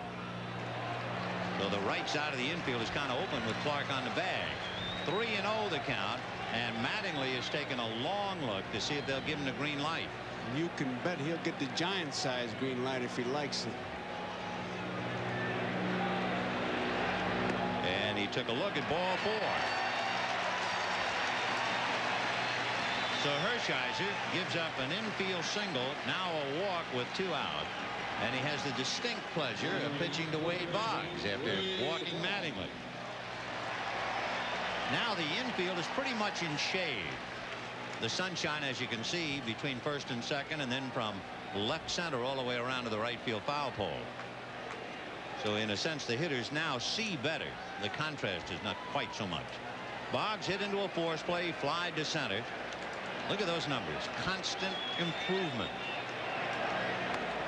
Strike. 0-1. He's one of those hitters when you get a strike on him, it means absolutely nothing. He's just measuring you is what he does. From the middle of the diamond to the left field line. That belongs to Wade Boggs. 0-1. Henderson and Mattingly on the lines, and the count 1 ball and 1 strike. The top career hitters since 1900. You start with Ty Cobb. Then you talk about the Raja, Rogers Hornsby. Then Shoeless Joe Jackson. And the number 4 man is this man, Wade Boggs. Ground ball to third. Mike Schmidt up with it at the belt buckle to get the force play.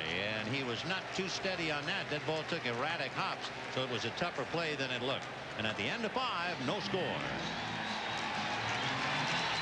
Which car owners just love to brag about reliability and dependability? Toyota Camry owners. So it's not surprising they tell the most amazing stories of the unbelievable feeling of security they have driving their Camrys.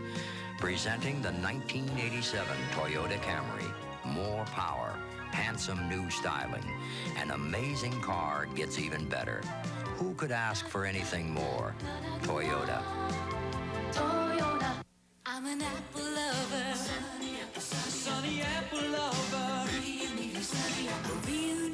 Sunny apple lover. You love the Big Apple taste of Riuniti Sunny Apple.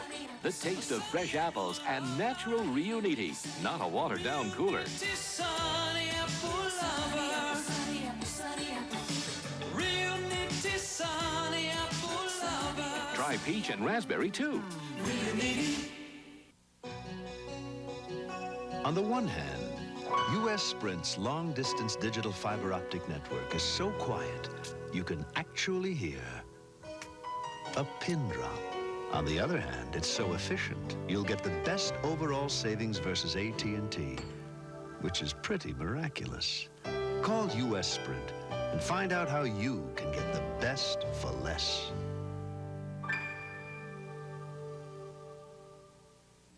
An American tradition continues when the Cubs meet the Giants or the Orioles face the Royals. The memories are waiting Saturday.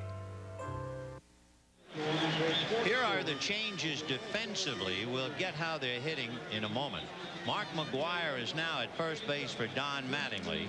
Tony Fernandez is at shortstop for Cal Ripken. Kevin Seitzer is at third base for Wade Boggs. Kirby Puckett is in center field. And Mark Langston on the mound. Saberhagen, Morris, and now Langston. Yes, it is indeed Mark McGuire country. We have to find out just where he belongs in the lineup. But come to think of it, if you ask him where does a guy like that 6'5" hit, anywhere he likes. Anywhere the big dog wants to sleep. Betcha. Langston is a power pitcher. Fastball, straight change, best pitch is fastball. Listen to the crowd. Yeah, they love it. Willie McGee, followed by Eric Davis and then Juan Samuel and Mark Langston on the hill. You know, a lot of people thought, and maybe you do right now, if I said, who do you think led the American League in strikeouts last year? You might say Roger Clemens. And the answer would be wrong. It was Mark Langston. I mean, he can move it. He had 245 strikeouts last year. And he's right at the top now as Willie McGee tests him.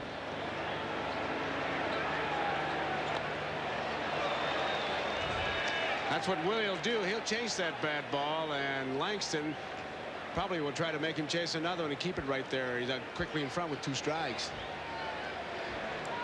0-2. Breaking ball wrinkled outside. Ball 1, 1-2. You can see on that pitch Vin Kennedy boxing it up a little bit. It's pretty tough to catch a pitcher with the ability that these fellas have that you've never caught before. I guess so. Fouled away. Mark Langston was the only Mariner named to the original All-Star team, and then Harold Reynolds was added when Lou Whitaker had a back flare-up on him. And you know the rules say every team must have an All-Star rep. But Langston is on the team for more reasons than that. He is a dandy. 1-2. Breaking ball hit foul into the seats. Pretty good defensive swing by McGee to just try and cover the plate. Mark Langston. It's one of those ripcord emergency swings. Just keep me alive. Maybe I'll get a better swing next time. McGee starting off matters in the 6th inning. No score. No runs, 3 hits for the American League. No runs, 2 hits for the National League. Fouled away. Eric Davis on deck.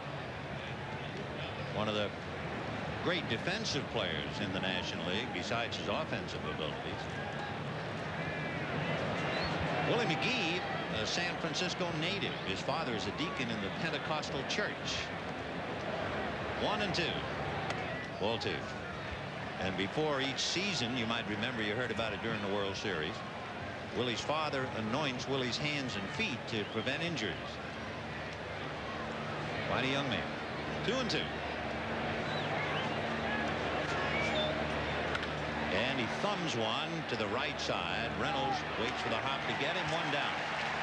We told you about Eric Davis fielding, so we asked Eric, you've made a lot of great catches. What are your best? Well, he reeled off a couple. This one against Darryl Strawberry at Shea Stadium in New York. Up the ladder. Home run gone. He caught it up there at Riverfront. And again at Riverfront. 2 against Jack Clark, 1 against Jim Morrison of Pittsburgh, and 1 by Darryl Strawberry. That's this man, Eric Davis. An 8th round draft pick. So there were a lot of people who didn't think he was going to make it. And I think everybody agrees with Pete Rose. Don Sutton, a pitcher of the Angels, had a good line about it.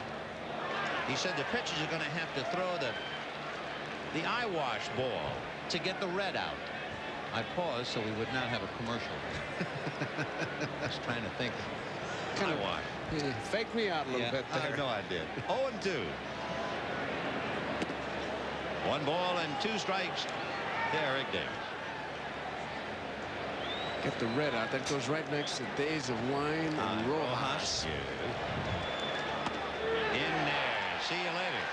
I was going to say got him looking, but I don't know how much looking you can do down there at the plate. Or maybe it's just you can't see too well. Take another look at it. He's a power pitcher, throws the curveball, and there's not much you can do. Denkinger very sure of that. Well, look at him pull that chain. How about him?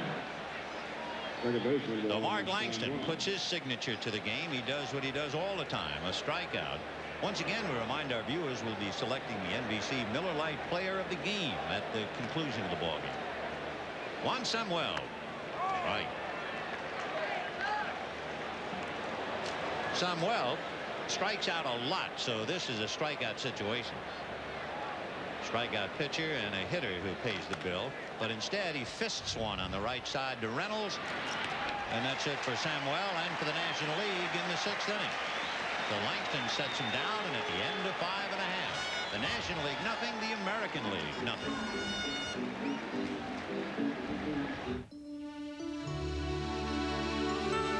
Chardonnay, Zinfandel, Johannesburg Riesling, Sauvignon Blanc, Cabernet Sauvignon, the vintage-dated varietal wines of Ernest and Julio Gallo, among the most respected in America, among the most respected in the world. Today's Gallo, all the best a wine can be. It's so easy to own Tercel. It's so easy. New Toyota Tercel EZ, still priced in the 50s. It's so easy. Contemporary style, contemporary power, but priced at only $58.48. It's so easy. Tercel, traditional Toyota quality and reliability. It's so easy to own Tercel. Still priced in the 50s. Who could ask for anything more? Toyota. Hard to believe it's been 10 years. Group insurance, Aetna. Lou, what is this? Employees are going to have the best. But you've got no employees. You don't need Aetna. You need a decent suit. That's the only trouble with you, Bud. You're afraid to dream. My business was next door to his. I saw it all. Oh, he took risks, but he'd always take the trouble to learn who was best at something. He'd store that away, and then when he needed it, there was Aetna. They had the strength to back him up. His insurance, his financing, his health plans. Aetna, I'm glad I met ya. Work with the best in the business. That's how Lou does it. Your people, the spirit, all of it, the best. And one more best, my friend. Best country. Bottom of the 6th inning, no score in the ballgame. George Bell, Dave Winfield, and Tony Fernandez. And let's get things straight. Tim Raines is in the leadoff spot in left field. Davis is out. Tim Wallach is now at third base for Mike Schmidt, hitting in the number 4 spot. Right. Balloon on the grass in shallow right field.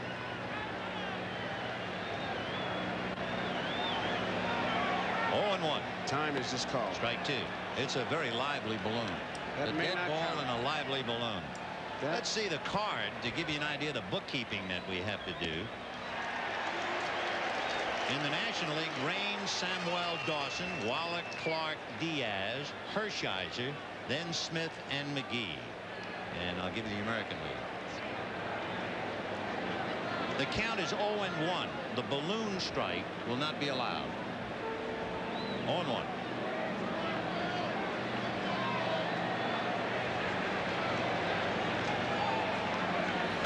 Good breaking ball. Here's the American League.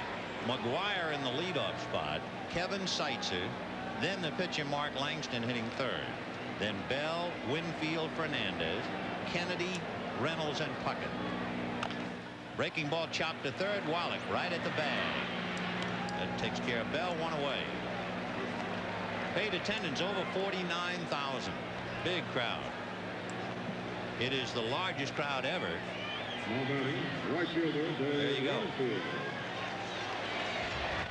And of course, we're talking baseball.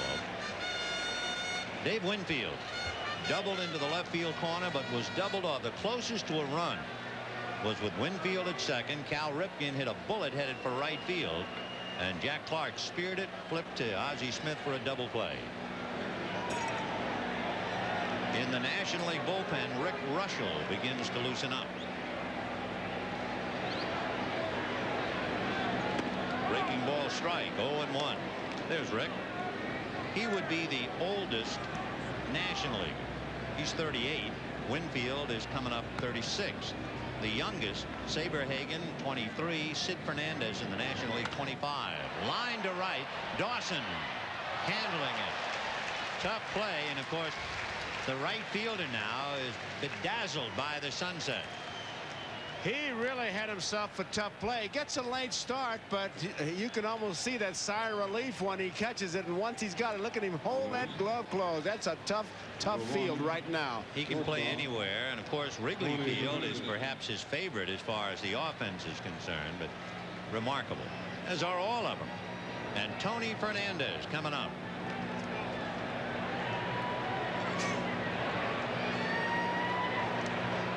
So the brilliant shortstop, who played in 163 games last year. He had 213 hits last year. That made him the #1 hitting shortstop. Foul ball, 0-1. Last year he was in the All-Star game. I guess you could say he was in the All-Star game. He didn't bat. He didn't have any chances in the field, but he was here. If you're in a team picture, you're at the All-Star game. Right. I believe it. Meanwhile, Davy Johnson is checking to see just who's available. There's a high fly ball to center. Willie McGee right there. So a quiet 6th inning for Hershiser. The American League down 1-2-3 at the end of 6. No score. We'll be back after these messages from your local station. This fall, come home to Primetime's newest Pops as 2 swinging bachelors inherit a teenage daughter. I think we're Father of the Year. My 2 Dads this fall. There are over 4,000 beers brewed in Germany, but only a few have made it to America. And of those few, the one that's made it to the top is Beck's. Beck's, the #1 imported German beer. Beers keep pouring into this country from all over the world. But the best beer still comes from Germany.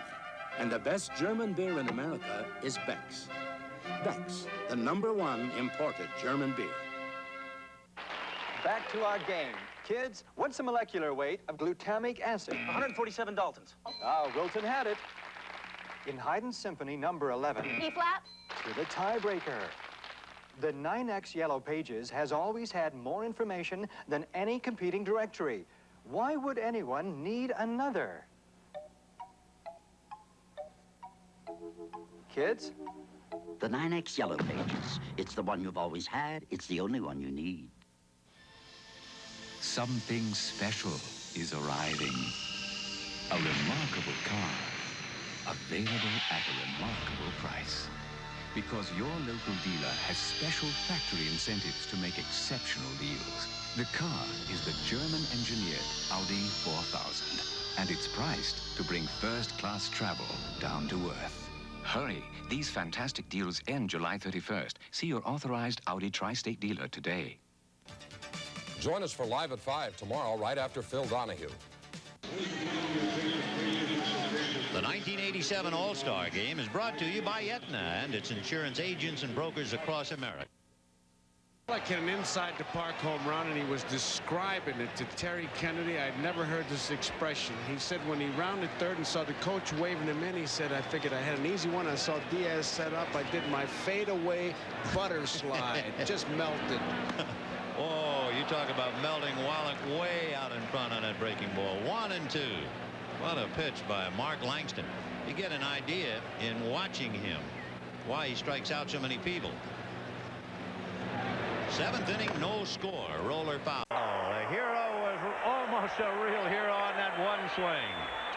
He really has good mechanics of hitting. When you look at his stance, he turns that toe in to remind himself to keep that front shoulder in.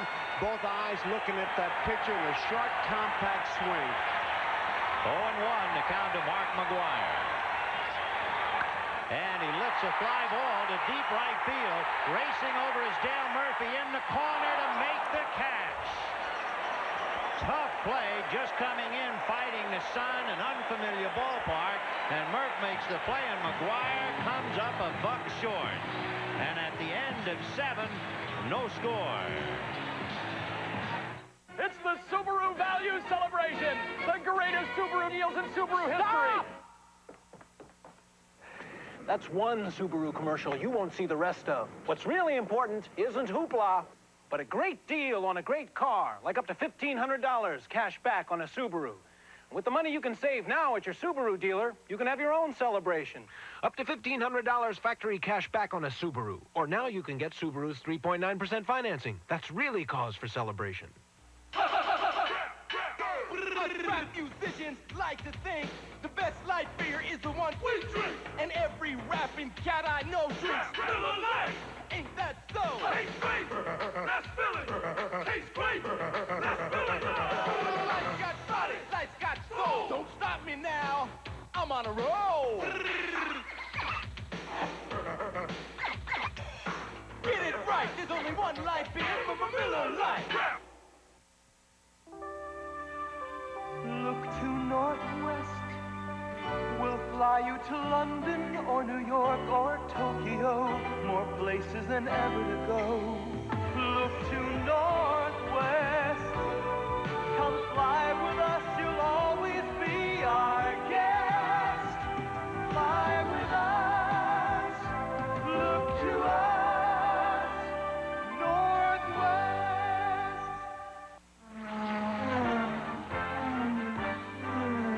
The Molson Toronto Indy. First time on network television. Sunday.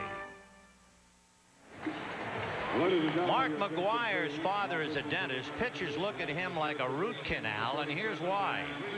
He's got that short, compact swing, and he just goes with that pitch. Murphy makes a good play. Getting back to McGwire, LaRusse's manager compares his swing to that of Bull Luzinski, compact with good power, and he can go to the opposite field, as he showed right there. It looked like that was going to be a great story. Oh, and how. Well, Dan Plesac now comes in out of the pen. Right now, he has the best earned run average in the American League, and Bo Diaz at the plate. Plesac 4-2, and look at that ERA.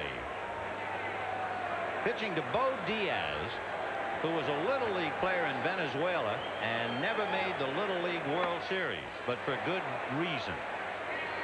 His team couldn't leave because an earthquake leveled the little town in Venezuela. So he lost a chance to play in the Little League World Series, but he made it to the All-Star game. 0-2.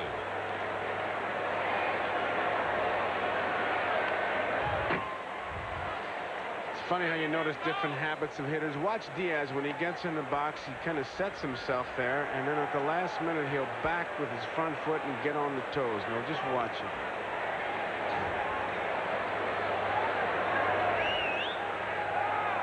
No balls, 2 strikes.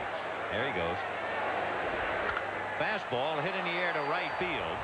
Evans is there fighting the sun. They're really tough. Yeah, we can understand, Dwight. 1 down. It's the only place where the sun is really giving the outfielders trouble, and Evans really battling it. And I must say, Vin, I got to add to the dying of a legend or a myth, the dying of the live ball. How about the slow game? This game is really moving along. Yeah, we're really flying.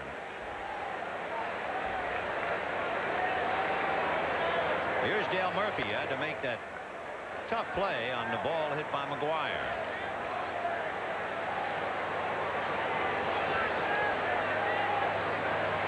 Checking now as we get into the 8th inning as to those players still available other than pitchers.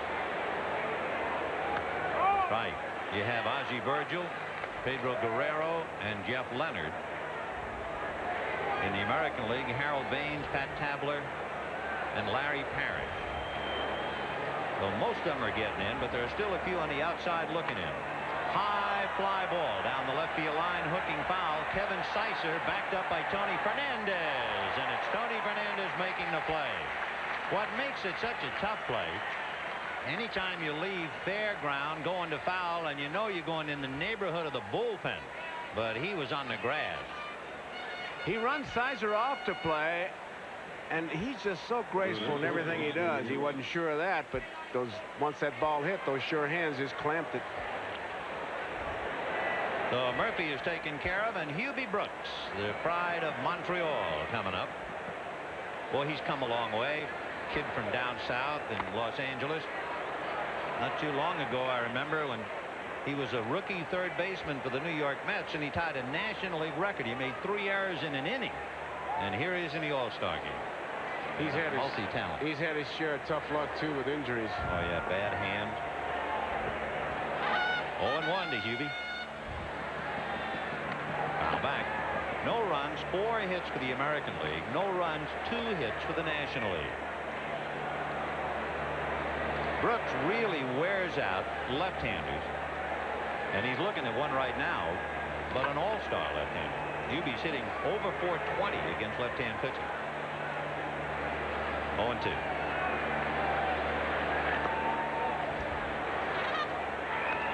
John McNamara studying, figuring out just how many cards are left in the deck, how many can I play. Look at all the discards. Boy, that's like Jim Fregosi and Pat Corrales trying to help him keep track of it. Like a wet crossword puzzle. 1-2 to Hubie Brooks.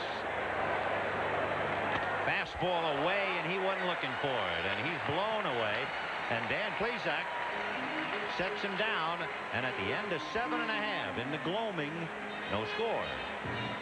You know, this is my favorite bar, because everyone here drinks Miller Lite for the same reason I do, because it tastes great. Yeah, my kind of crowd. Yeah. For big taste, there's only one light beer, Miller Lite. Okay, it's decided. And a man refrigerator. Right on. So what do you think? Freezer on the top or on the side? Either way. Of course, Amanda also makes one with a freezer on the bottom. Good. Nope. Let's get one on the side with an ice maker. Aren't you going a little overboard? I mean, it's just a refrigerator. A man isn't really that expensive. Besides, you didn't think buying that giant screen TV was going overboard. How can you compare a refrigerator with a necessity of life? When you know exactly what you want, a Manna. Buy yourself a little freedom. At $39.90, Yugo is freedom everyone can afford. Freedom from high monthly payments. Freedom to go anywhere, anytime. Buy a little freedom, buy a Yugo. This is my favorite bar, because everyone here drinks Miller Lite for the same reason I do, because it's less filling. Yeah, my kind of crowd. Whoa, must be in the wrong commercial. For big taste, there's only one light beer, Miller Lite. I keep telling Don that basketball is the best sport for fans. We give them the fast break, the slam dunk, and the three-point shot. Nah, baseball's the best sport for fans. We give them the squeeze play, the grand slam, even the ball if they catch it. But we both agree on one thing. We care about our fans' lives. So before the game, line up a designated driver so we all get home safe. Hey, I know the best sport. Oh, yeah? What? Me. The designated driver. Yeah. The preceding message was furnished by Major League Baseball. Baseball starts again after the All-Star break. There might be a ball game coming up in your neighborhood. That's the schedule, so take a look as we turn the corner and start in the second half. There are all kinds of ways to watch the game, and there are folks in the scoreboard, one of the few manually operated scoreboards around here at the Oakland Coliseum. Ozzie Virgil will take over behind the plate. Carter, Diaz, and Virgil. That means Guerrero and Leonard are the only two players left on the National League bench. Leading off is Kevin Seitzer. There's the American League, and Harold Baines is out on deck. Well, he's going to be coming in a moment. So Kevin Seitzer hitting in the number 2 slot. Baines will be hitting for the pitcher, Plesac.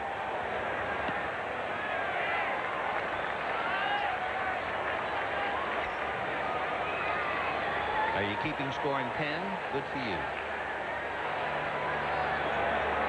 In there. Jeffrey Leonard, one of the remaining 2, is playing catch down in the National League bullpen. That's hit foul. Back into the crowd. John Franco of the Reds is down there. Meanwhile, in the American League pen, Dave Righetti is loosening up. That youngster in front is playing catch with Jeff Leonard. There's Righetti. Fisted in the air, and Juan Samuel is there to handle it. 1 down. Well, we're up here in the beautiful Bay Area. It's a reminder, next Saturday, 2 teams have already eclipsed the homer barrier. The Giants and the Cubs will be on the game of the week. Others will see the Orioles and the Royals. It'll all start at 3 Eastern time. Marv Albert and his inside look into baseball. Yep, the tradition is here. The memories are waiting on NBC Sports. Davey Johnson is not waiting for memories. He's trying to make his own right now, and he's going to wheel and deal. He's going to make a 2-for-1 switch. Jeff Leonard is going to go into right field, and John Franco is coming into pitch, and we'll be back. California Cooler would like to invite you to partake in America's favorite pastime. And while you're at it, you might want to watch a little baseball. California Cooler, the real stuff.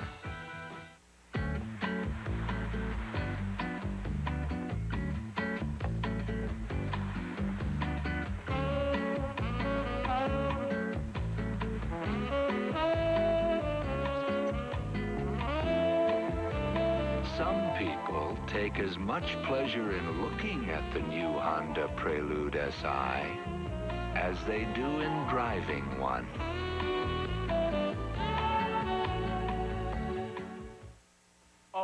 Just because you've washed your car doesn't mean you're finished. You need some Armor All on the dash, the bumper, and especially the tires. Armor All. It's the finishing touch every time you wash your car. America is sending her best. The swift. The strong. The athlete. This summer, America is sending her best to Rome, and NBC will be there. Friends, this telecast is presented by authority of Major League Baseball and may not be reproduced or retransmitted in any form without the express written consent of Major League Baseball. Jeffrey Leonard, the Hackman, out there in right field of the San Francisco Giants. Leonard, by the way, will be in the number 3 position, so he'd be due to bat 4th in the 9th inning. And John Franco, the left-hander who was asked to come in and get Harold Baines, will go in the number 7 position. Baines batting for Plesac. So there is 1 man left in the National League dugout, Pedro Guerrero, the 1 man who has not gotten into the game. You have Tabler and Parrish, the only 2 in the American League. That's excluding pitchers. Harold Baines. I guess the managers would be our most valuable players because they showed the fans almost every player. Well, I know one thing. Davey Johnson has a math degree from Trinity University in San Antonio. He needs a computer. And here's Baines. Davey needs more than a computer, so he has Roger Craig and Mel Stottlemyre, among others. Baines pops it up. Samuel looking, calling, and makes the play. 2 down in the 8th inning, and Matt Noakes, a left-hand batter, will be coming up. John Franco. Boy, what a boost he has given the Cincinnati Reds.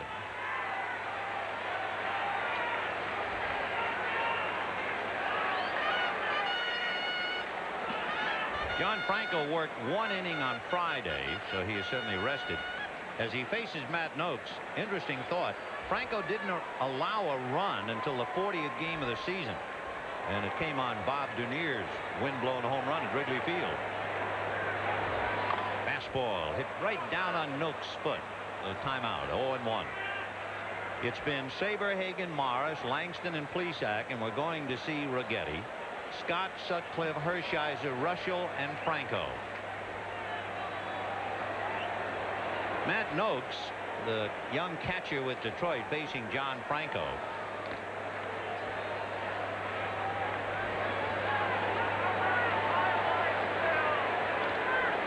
No balls, 1 strike. No score, bottom of the 8th. Noakes was originally in the National League. He was with the San Francisco Giants. In fact, he hit his first home run with the Giants in '85, and it was against Mike Scott. 0-2, 2-1. It's the first time I've seen him in the 3 pitches. He hasn't given an inch against Franco. He has hung right in there. Before this year, Noakes had only played 26 Major League games. He's really just starting out. 2-2.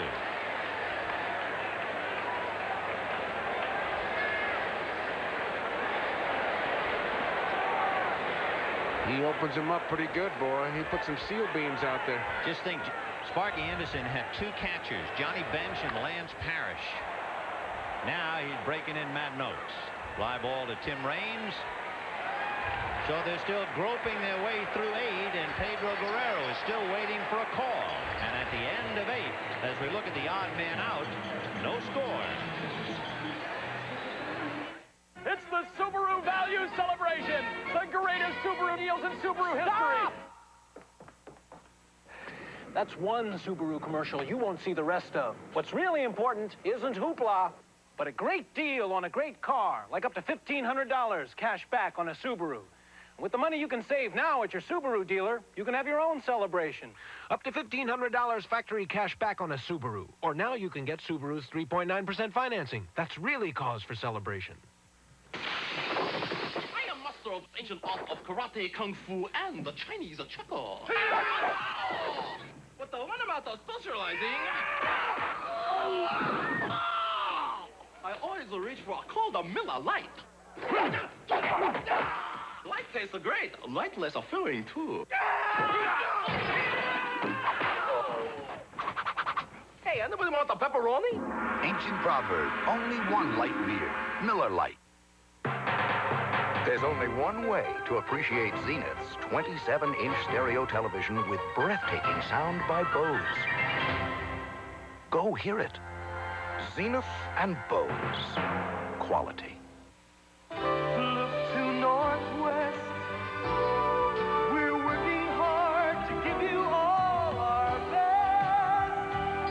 Look to us, Northwest. This fall, come home to NBC for a powerful new family drama from the creators of St. Elsewhere. For a family. A Year in the Life. We're going to the 9th inning here at the Oakland Coliseum. No score, and Dave Righetti will come in. The lights are on. And as we look at our Goodyear blimp, gives a chance to pause and reflect on where we are this year and where those teams who were atop the heap last year are now. Look at the fall off. The Mets, a swing of 22.5 games. The Astros, they dropped by 4. The Red Sox, a 20.5 game swing. And the Angels, 4.5. And of course they roll up their sleeves and go to work right after the Stars. Jeffrey Leonard pacing around in the National League dugout. He will be batting fourth in the inning against left-hander Dave Righetti. Dave Righetti on the mound. Righetti is a native of San Jose. Went to San Jose City College. Might remember he threw a no-hitter on July 4th against the Red Sox back in 1983. He worked briefly 2/3 of an inning in last year's All-Star Game. You might not realize it. He's been around a while. As a rookie, he started Game 3 of the '81 World Series against another rookie, Fernando Valenzuela. Righetti didn't have a decision. '83 was the no-hitter, and '86 an all-time big league record for save. Well, he puts all that on the line against Willie McGee, Tim Raines, and Juan Samuel. Kevin Seisel right at the bag at third. In the event McGee is thinking bunt, and even McGuire now shortens up at first. Outfield fanned out, Puckett deep in center. Ground ball to the right side. Harold Reynolds takes care of McGee, one away. The National League has had one man get on back in the 5th inning on a walk. And Mike Schmidt got a base hit in the 4th inning and was thrown out. Then with not a whole lot going on, I'm going to throw this out to you. Yeah. The baseballs in the National League signed by A. Bartlett Giamatti. Right. American League, Dr. Bobby Brown, right? Right. All-Star Game signed by Peter Uberoff. So the lively ball debate continues. Is it the signature that causes it? That's right. That's what it is. That's what it is. Got it. Count the letters. Jim Raines. Boy, are we reaching. Raines hitting .346.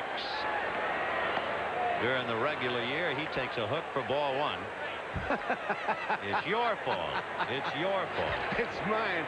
Shorten your name, Peter. It won't be his line. Who was that masked stranger? 1 ball, 1 strike.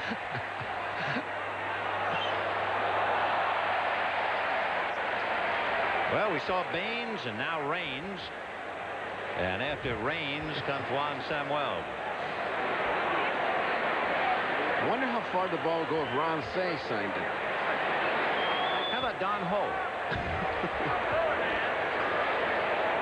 Jim Raines getting a new bat. He's been picked for the All-Star Game each of his 7 years in the major leagues. And without spring training. Nice thought. This game is being seen around the world on Armed Forces television by over 1.3 million service personnel and their dependents. We send along a God bless to you wherever you may be.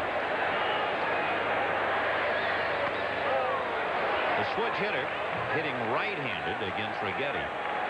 Raines hitting almost 400 from this side of the plate against Dave.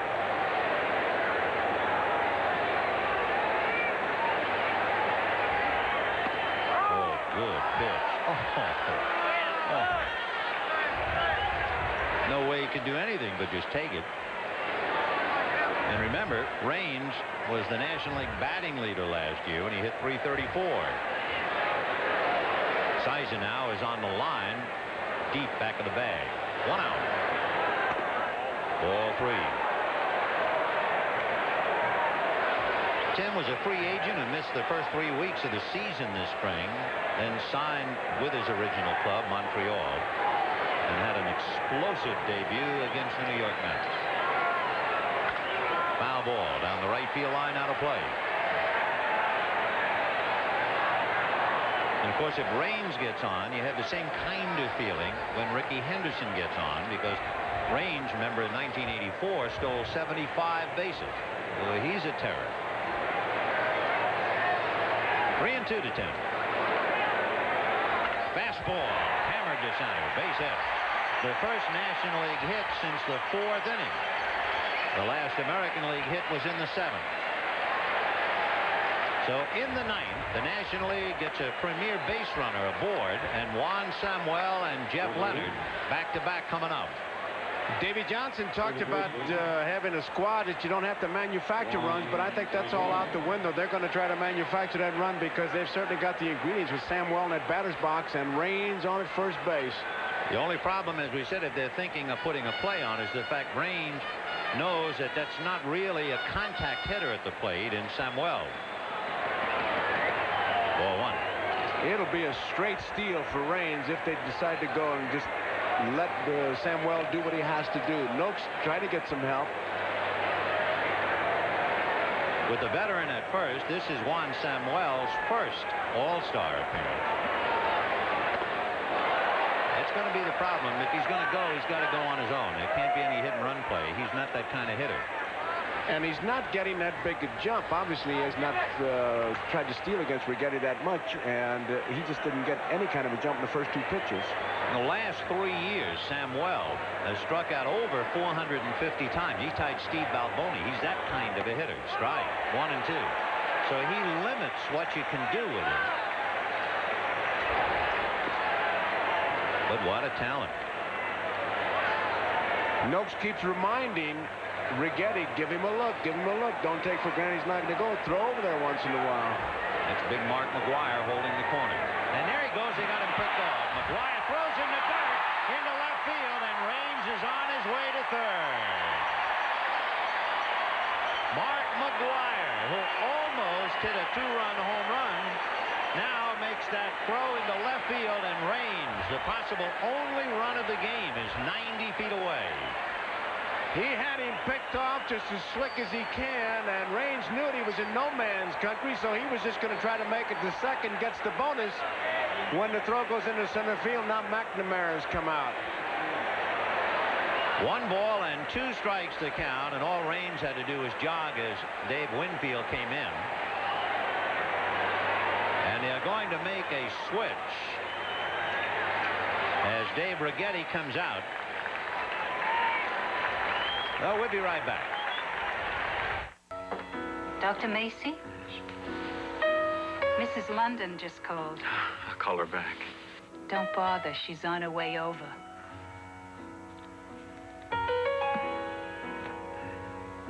How he did it was a mystery to me.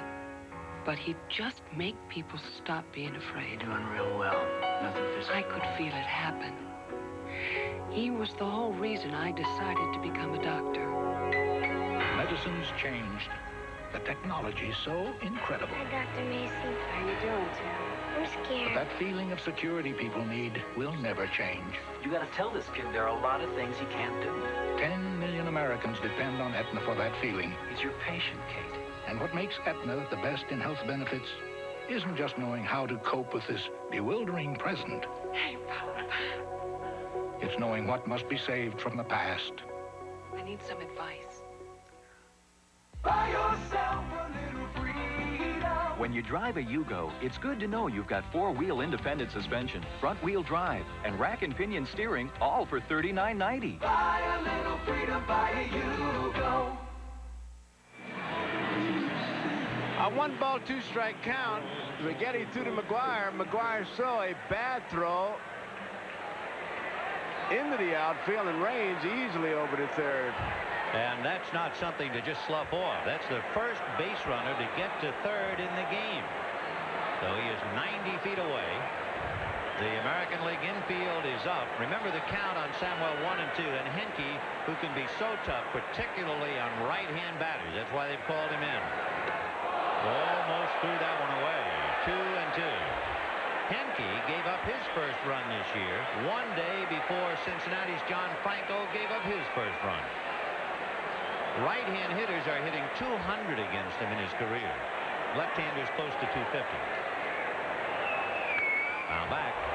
And on deck, another right-hand batter, Jeff Leonard. And the only other player available is a right-hand batter, Pedro Guerrero. Henke doesn't have any trick pitches. Fastball, changeup, compact delivery, helped by Al Widmar, and he is pumps. Boy, he really came from nowhere last year. Fastball lifted into shallow right field. Dwight Evans poised, Raines for the tag. There's the catch. Here comes the throw, and it's a perfect throw, and Raines goes back. Oh, what a throw by Dwight Evans.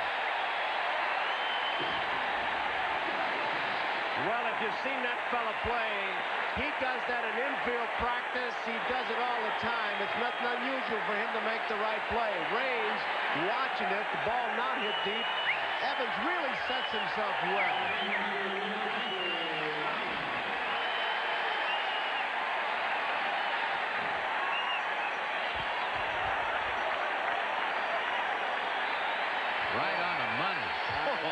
catches, you love it. Beautiful.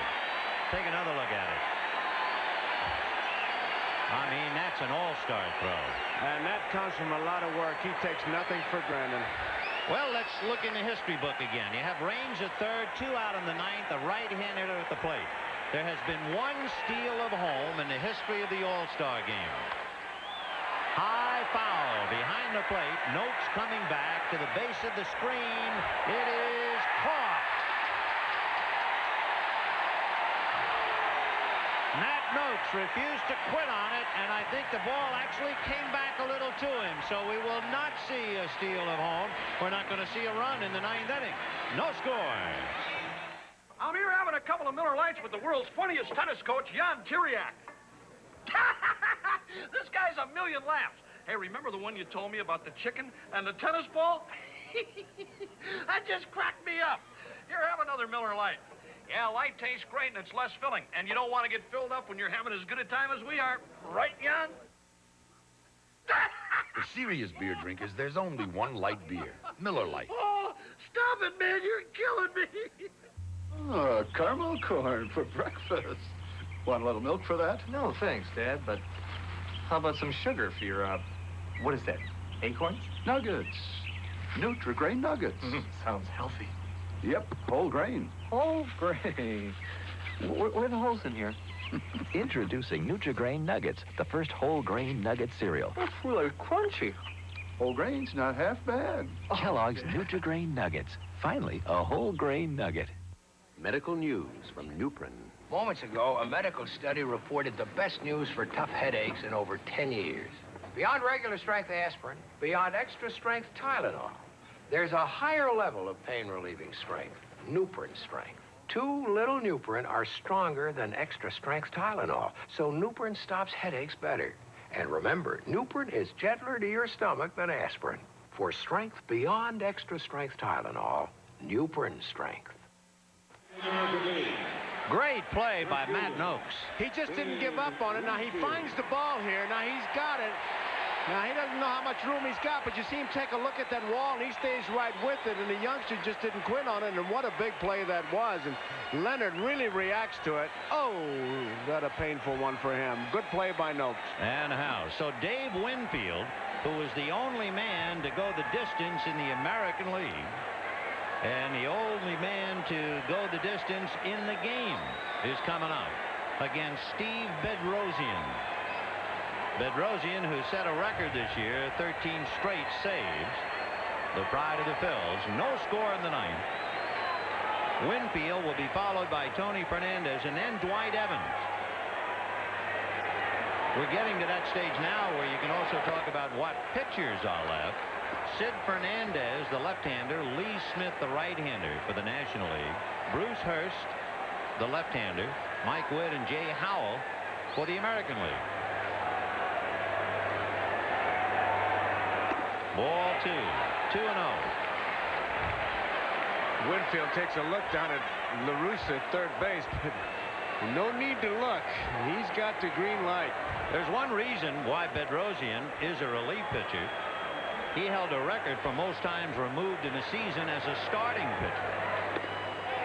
And he's behind 3-0. He had started 37 games in Atlanta, failed to complete any, traded to Philadelphia, moved to the bullpen, and he's just been dynamite. He has 24 saves already this year. 3-0. In there.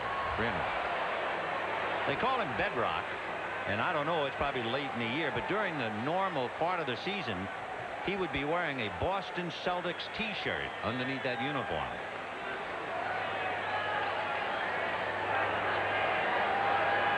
Three and 1 to Winfield. And he walked him.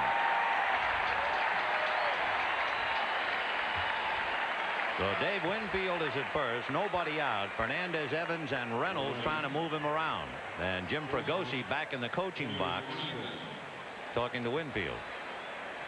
Hernandez is going to try to set up some kind of a defense as Fernandez comes in the batter's box. Hernandez is out on the mound.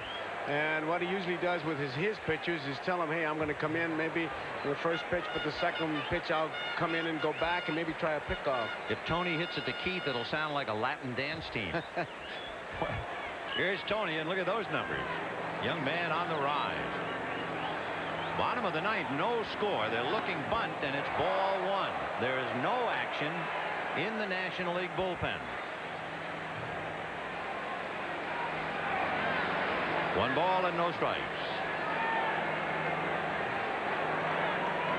He's not sure at all, because you can do something with Fernandez, and La Russa's going to talk to him, and he's just going to flat out tell him we're in the bottom of the ninth inning. No sense of missing the sign here.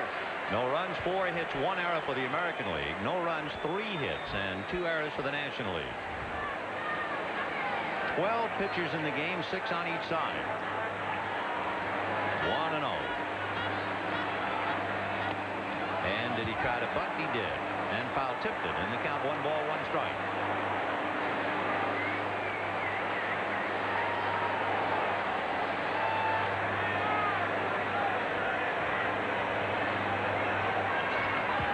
Winfield held on by Hernandez, who's coming to the plate, and it's ball 2. So Hernandez was coming. Samuel had committed himself to cover first. 2-1 to Tony. They are really choking tight. Wallach coming in at third. It'd be a tough job to get Winfield to second base unless he gets the big jump. According to the speed gun, that last pitch was 96 miles an hour. There's the bunt. Bedrosian is going to go to first to Samuel. When in doubt, throw to a teammate. So the possible winning run at second base with 1 out, and Dwight Evans, who saved a run with that fine throw on the ball hit by Juan Samuel, is coming up. And Fernandez did his job. Not much that Craig and Johnson can do, but watch and hope that Bedrosian can get some people out.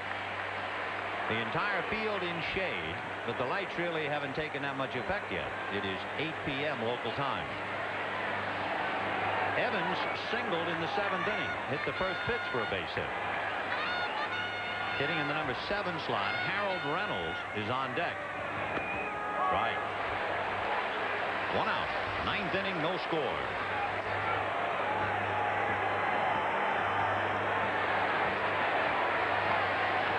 And there's the man in scoring position. Ball 1. 1-1.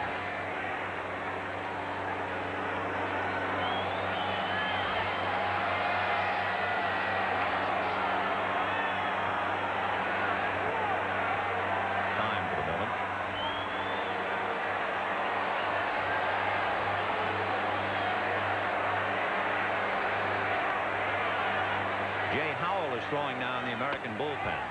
Ball 2, 1-1. There's Jay.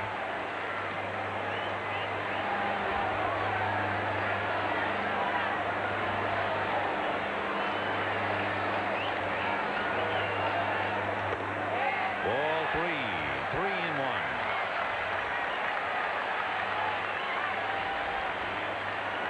Harold Reynolds on deck.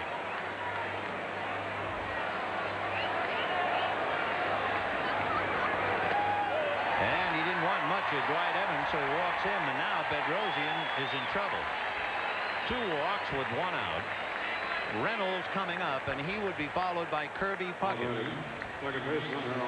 He's thrown hard, but it doesn't do you any good if you don't get it in the strike zone. He's in the 90s, 94, 93. So here's Reynolds. One thing, you have a contact hitter up there with 2 on and 1 out. Reynolds has only struck out 16 times all year. Ball 1. So Bedrosian has to get it done now because he's got Puckett on deck. 1 out in the 9th, no score. They don't expect him to pull the ball. They're shading towards left center. Big gap in right center field. Uppercutted that. 1-1.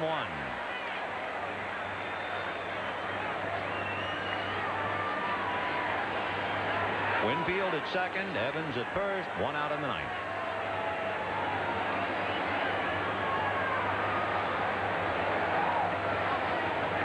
Fastball hit wide of first.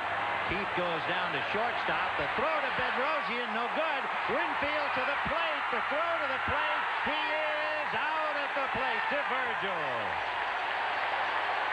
3-6-1-2, and quite a play by Bedrosian. Yes, it was. He was late in covering first base, and it looked like the throw was going to get by him. They still tried for the double play, a very daring play, maybe not a smart play, but Bedrosian, a diving catch. Now watch, he's very late in covering. Brooks's throw is into the outfield. Look at Bedrosian, a diving catch to save it, and now he looks around and he sees Winfield coming, and Virgil becomes a dead end. He stops him. He's just going to go head and head. Look at there. What a catch by Bedrosian. Otherwise, that's a wild throw, and the winning run walks in. And at the end of 9, we are where we started. No score. It's real. I know it's real. No other reason for the way I feel.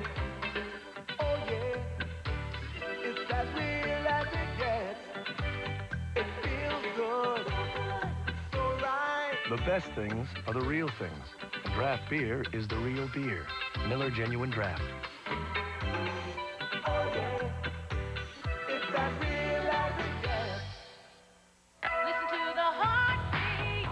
Chevy's big savings keep on rolling on S10 pickups and Blazers. $1,000 cash back or $500 cash back plus 3.9% financing. The choice is yours. $1,000 cash back or 3.9% financing plus $500 cash back. The big savings keep on rolling on Chevy S10 pickups and Blazers. That's today's Chevy truck. Hard to believe it's been 10 years. Group insurance, Aetna. Lou, what is this? Employees are going to have the best. But you have no employees. You don't need Aetna. You need a decent suit. That's the only trouble with you, bud. You're afraid to dream. My business was next door to his. I saw it all. Oh, he took risks, but he'd always take the trouble to learn who was best at something. He'd store that away, and then when he needed it, there was Aetna. They had the strength to back him up. His insurance, his financing, his health plans. Aetna, glad I met ya. Work with the best in the business. That's how Lou does it. Your people, the spirit, all of it, the best. And one more best, my friend. Best country. Tim Wallach on a check swing. Taps back to Tom Henke. And we have one away in the 10th inning. Let's take another look at that magnificent Bedrosian play. A doubtful play by Brooks, but Bedrosian, a diving catch. The man is called safe. Now he gets up, and he sees Winfield, and watch Virgil. He just sets himself up. He knows he's going to get clobbered. Winfield comes in, hits him, and I mean, he's running hard. Watch Virgil. And that knee, look at where the knee and leg hit him, right between the legs. And that's a good time to bring up a point as Keith Fernandez fouls it back. Had Virgil been injured on that collision, remember, Carter and Diaz had already played. They could have brought either Carter or Diaz back. That's an all-star rule. And I'll tell you what, he just dodged getting hurt. Oh. 0-1. Keith Hernandez way out in front of it, 0-2.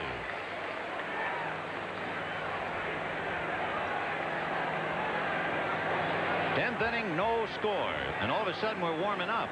You got the great throw by Evans in the 9th, and then the magnificent play by Bedrosian in the bottom of the 9th. 1 ball and 2 strikes. He got himself in trouble by breaking late, but he sure saved himself with that tremendous catch and throw.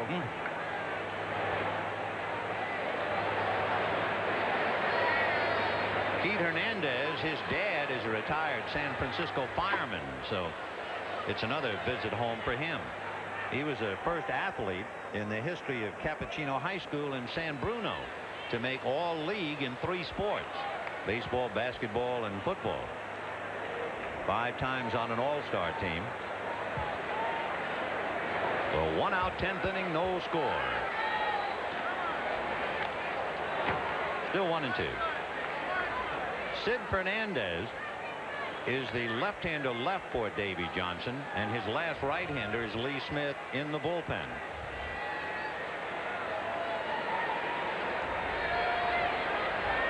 One and 2. Fouled away. There's Lee. The Cubs play 3 o'clock games, and they trot this fella in around the 6th, 7th inning late in the day. It's adios. This is his kind of a game right now. 1-2. Fly ball to center. Kirby Puckett coming up, but that's going to drop for a base hit. Picked up by Fernandez. So Hernandez singles, Fernandez retrieves, and with 1 out, the batter will be Ozzie Virgil, who somehow held onto the ball after that crushing collision with Dave Winfield. He had enough time to brace himself. He knew he was going to be the accident about to happen, because Winfield, you could see about 3/4 of the way up the line, he was not going to slide. He was going to try to bowl him over, a la Pete Rose and Ray Fosse. But Virgil, he got dumped, but he held on to that ball, which is what he's supposed to do, and he did a great job of it. Boy, his dad must be very proud of him. He's the son of Ozzie Virgil, who played with the Giants 20 years ago and has been a coach with the San Diego Padres since 1982. He'll do just about anything, but don't ask him to steal a base. He's stolen 2 in 8 years, so he doesn't figure to do any running. And there is the last of the Mohegans, Pedro Guerrero, the last National League regular player to get in. So if Lee Smith comes in, then the only player will be pitcher Sid Fernandez. Then Davy Johnson will have used them all. 0-1. 1-1, Ozzie.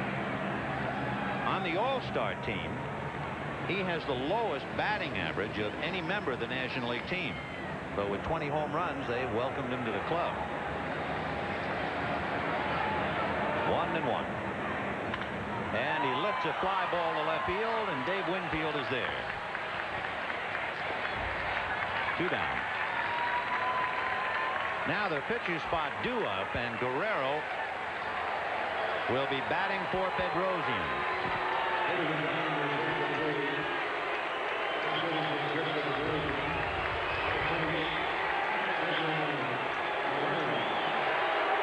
It is nice to know the rivalry is alive and well.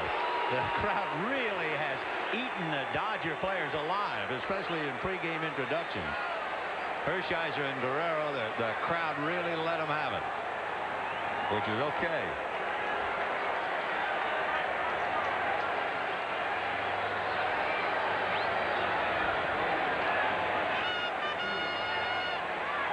Guerrero, high fastball hitter. You'll watch him swing. He kind of loops that bat, and that's why he hits those big home runs. Free swinger. He has a tendency to uppercut, and of course he's thinking home run now, of course, with 2 down in the 10th inning. Ball 1, 1-0.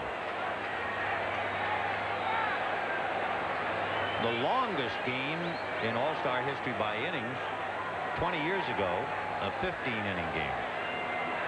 The National League won that one 2-1 on Tony Perez home run. He was trying to go for the hills with that swing. 1-1. Then as we look at Hink, he's a rarity. He doesn't have a win. So he set some kind of a record as a pitcher without a win to be in an All-Star game. But yeah, and how?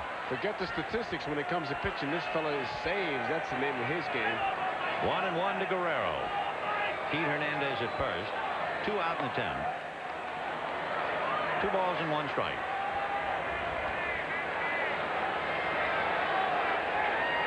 Guerrero was first signed by the Cleveland Indians, traded to the Dodgers in '74. He's been on the DL 5 times in his career. He was on the '81 and '83 All-Star teams. Fouled away down the right field line, out of play. On the '85 squad, he was replaced by Glenn Wilson of the Phillies. So Tom Henke. We've seen Saberhagen, Morris, Langston, Plesac, Righetti, and Henke. That leaves Hurst, Witt, and Howell. Hurst, the left-hander. The only 2 players left for the American League, Pat Tabler, Larry Parrish.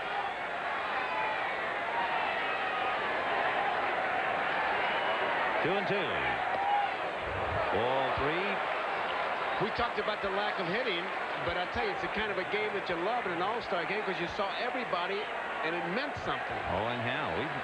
We're really getting to it now. Like in the bottom of the 10th, Kirby Puckett will be followed by Mark McGuire, who almost hit a home run, who almost ruined the American League effort when he threw the ball into left field. And he'll be second man up. 3-2. There goes Hernandez, and there's a ball hit right at second base to Harold Reynolds. No runs, 1 hit, 1 left. And at the end of 9 1/2, McGuire's due up second. No score.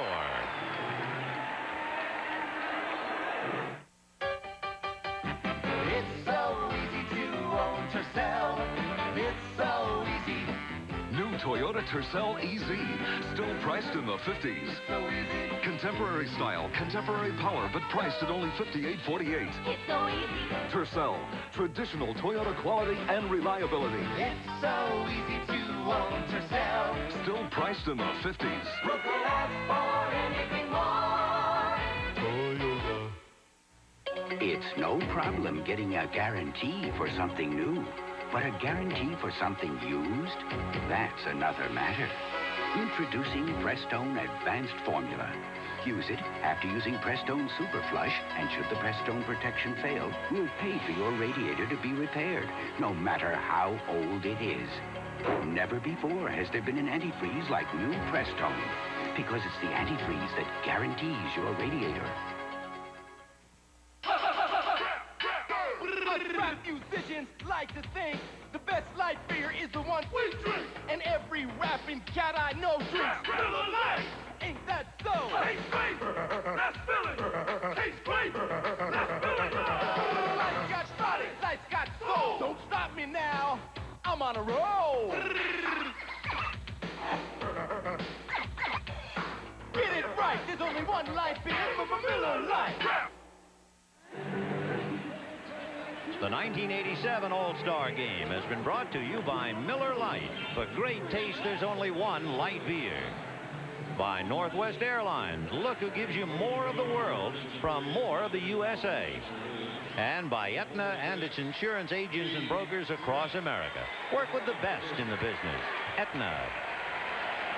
Well, we're looking at the best in the business, and we go to the bottom of the 10th inning, and Lee Smith is now on the mound. The big right-hander with the Chicago Cubs will be facing Kirby Puckett, Mark McGuire, and Kevin Seitzer. Lee Smith, the only pitcher in the major leagues with 25 and more saves each of the last 4 years. He worked an inning on Saturday. Talk about your David and Goliath. Puckett against Lee Smith. Yeah, not a sight. But they're not playing jump ball. That's strike one. Down in the bullpen, Hurst and Howell loosening up.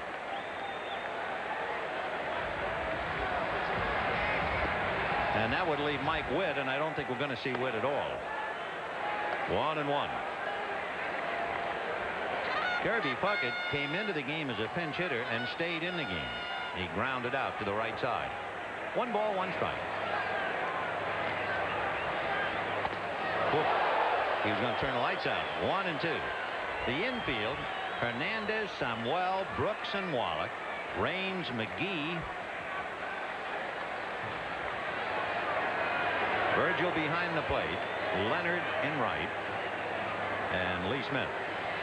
2-2. That last one was 92 miles an hour on the speed gun, so Bedrosian, he got it up there one pitch in 96.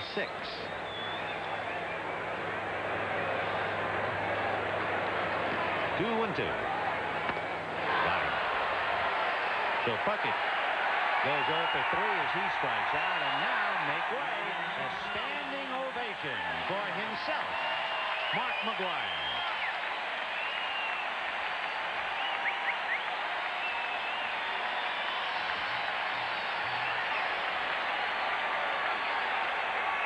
Every close-up I've seen of him today, since he was introduced, he looks like he wants to cry. He's really emotionally overwhelmed, and I can understand why. You certainly can. Tell you what great mechanics he's got. Watch that head as he looks at Lee Smith. He's bearing down. He wants to see that baseball. That last one was 94. Foul back. You know, Monday, they had a workout here, and then they were going to bus the All-Stars to the hotel for the party. He is so cooperative. He is such a kid that he missed the bus. And here is this great kid in Oakland looking for a ride to the hotel. Also, he is the first member of the 1984 United States Olympic team to make the All-Star Game. Ball 2, 2-1. You see, with that compact swing, it's going to be hard to fool him.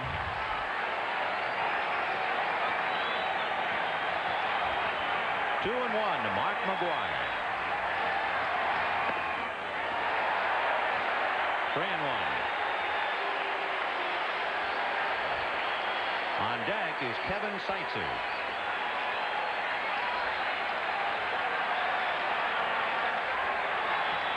Three and one. Whoa. He does not get cheated, Mr. Scully. Now you know why he hit 33. What a rip. And look where he started that bat from, and to get that kind of a swing.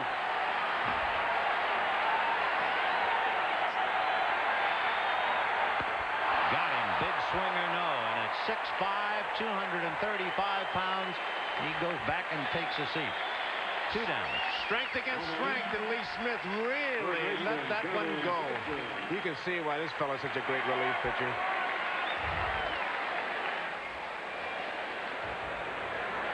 It reduces it to the fundamentals. I'll throw it as hard as I can. You swing as hard as you can. We'll see who wins. Right. Strength against strength. My fastball against your swing. So Kevin Seitzer will come up. And Larry Parrish is on deck, which would then leave Pat Tabler as the only player not to have gotten in the game. There's Larry Parrish. No score, bottom of the 10th inning. 1 ball and no strikes to Kevin Seitzer. In there, 1-1.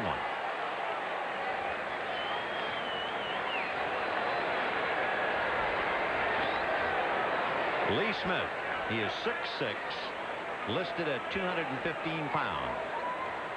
Fastball hit in the air to dead center, and it's carrying well.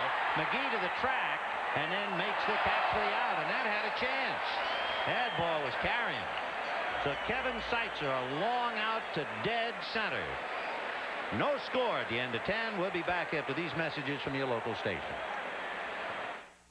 Wednesday. I feel Bozo. This is a family show. Catch TV's funniest stars in the all-new AFI comedy special, Wednesday.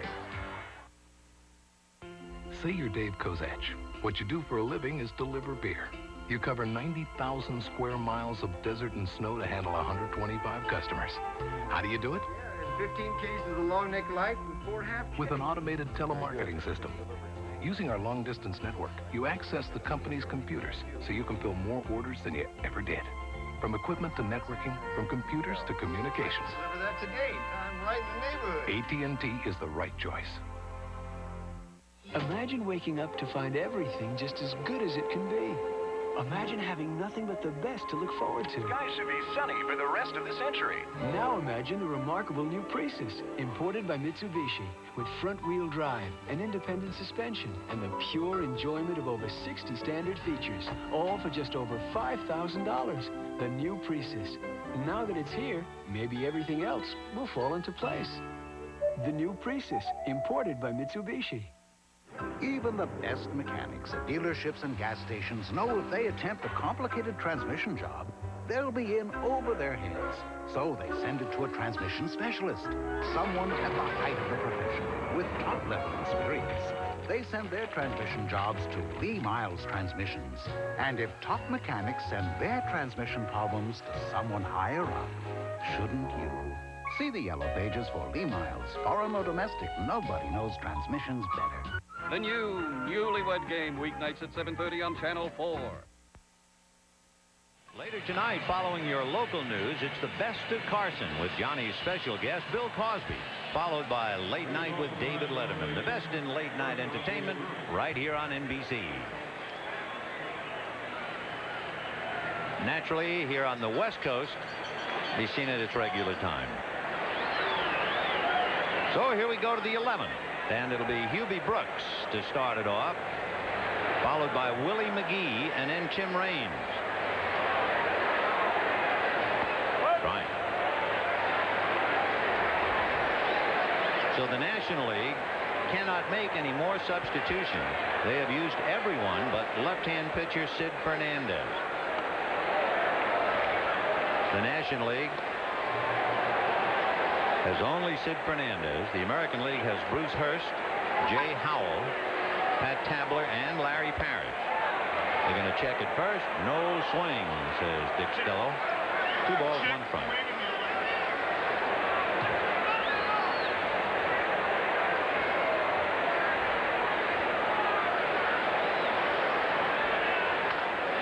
Ground foul outside of third. If you haven't been with us all night, a quiet game.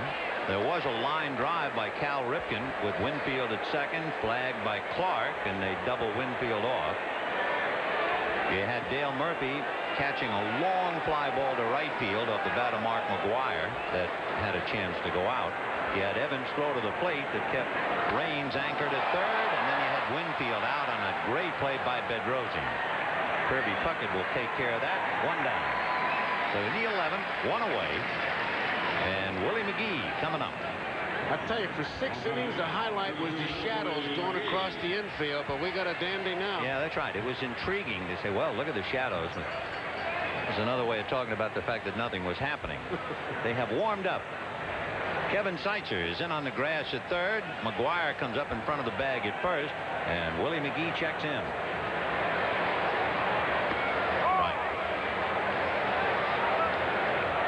Saberhagen, Morris, Langston, Plesac, Righetti, and Henke. The National, Scott, Sutcliffe, Hershiser, Russell, Franco, Bedrosian, and Smith. 13 pitchers. 0-2 to Willie McGee.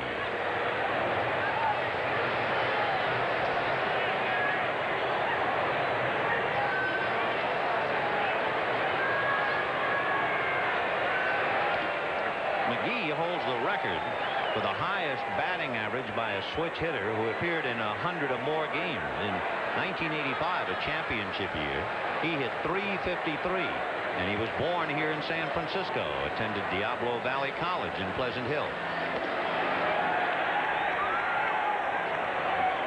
2-2. Tom Henke came in the 9th inning, remember. He inherited a 1-2 count and got Samuel and Leonard.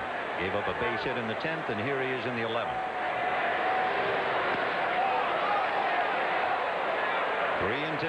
Henke thought he had that one. He hit the target, but it was a little bit low, says Denkinger. Big pitch, because, you know, if McGee gets on, look out. Henke was selected by Toronto in a compensation draft for Texas signing free agent Cliff Johnson. 3-2. Fouled away. And among all the plays, the other one was that fine catch by Matt Noakes going to the base of the screen to get Jeff Leonard, and in the 9th inning that left Raines at third base. High chopper to shortstop. Fernandez, look out quickly, got rid of the ball all in one motion. Is he an artist? He knew exactly what he had to do. Anticipation makes that play. That ball high hop, McGee with great speed, and he started in motion as it comes down, and on its way it is, easy out. Boy, that a nice play by a shortstop on a tough hitter batting left-handed, and Fernandez, no sweat.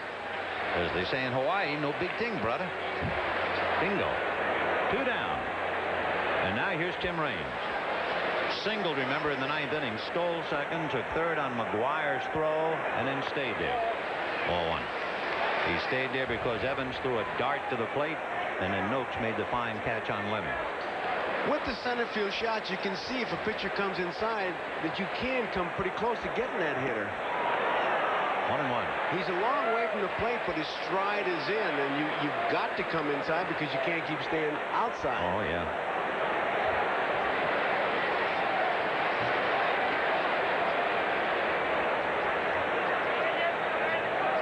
Tim Raines with 2 out in the 11th. And he goes the other way, a base hit to left field. Winfield has to go to his knees to make sure that didn't get through. So once again, an extremely dangerous base runner. Tim Raines at first, 2 out, and Juan Samuel the batter. Remember, it was Raines with the kind of 1 ball, 2 strikes he took off. So he's one of those guys that Davey Johnson said, you get a jump, you just go whenever you want. One thing Rain's presence will do, I'm sure it will make Henke drag that left foot. He can't afford to raise that leg really at all, or Rain will steal the base.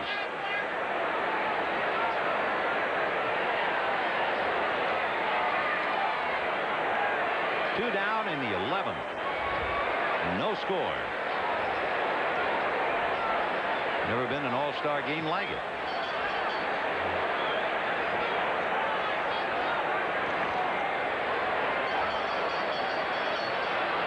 Well, with Rains at first, if you're Sam Weld, you got to be looking fastball because you know Henke wants to get that ball to Noakes as fast as he can.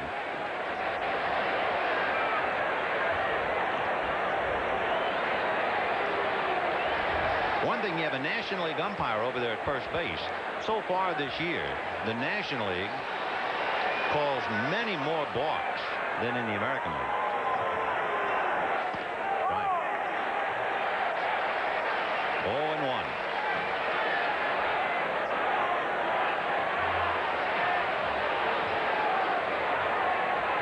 0-1. Rains held on by McGuire. Two down.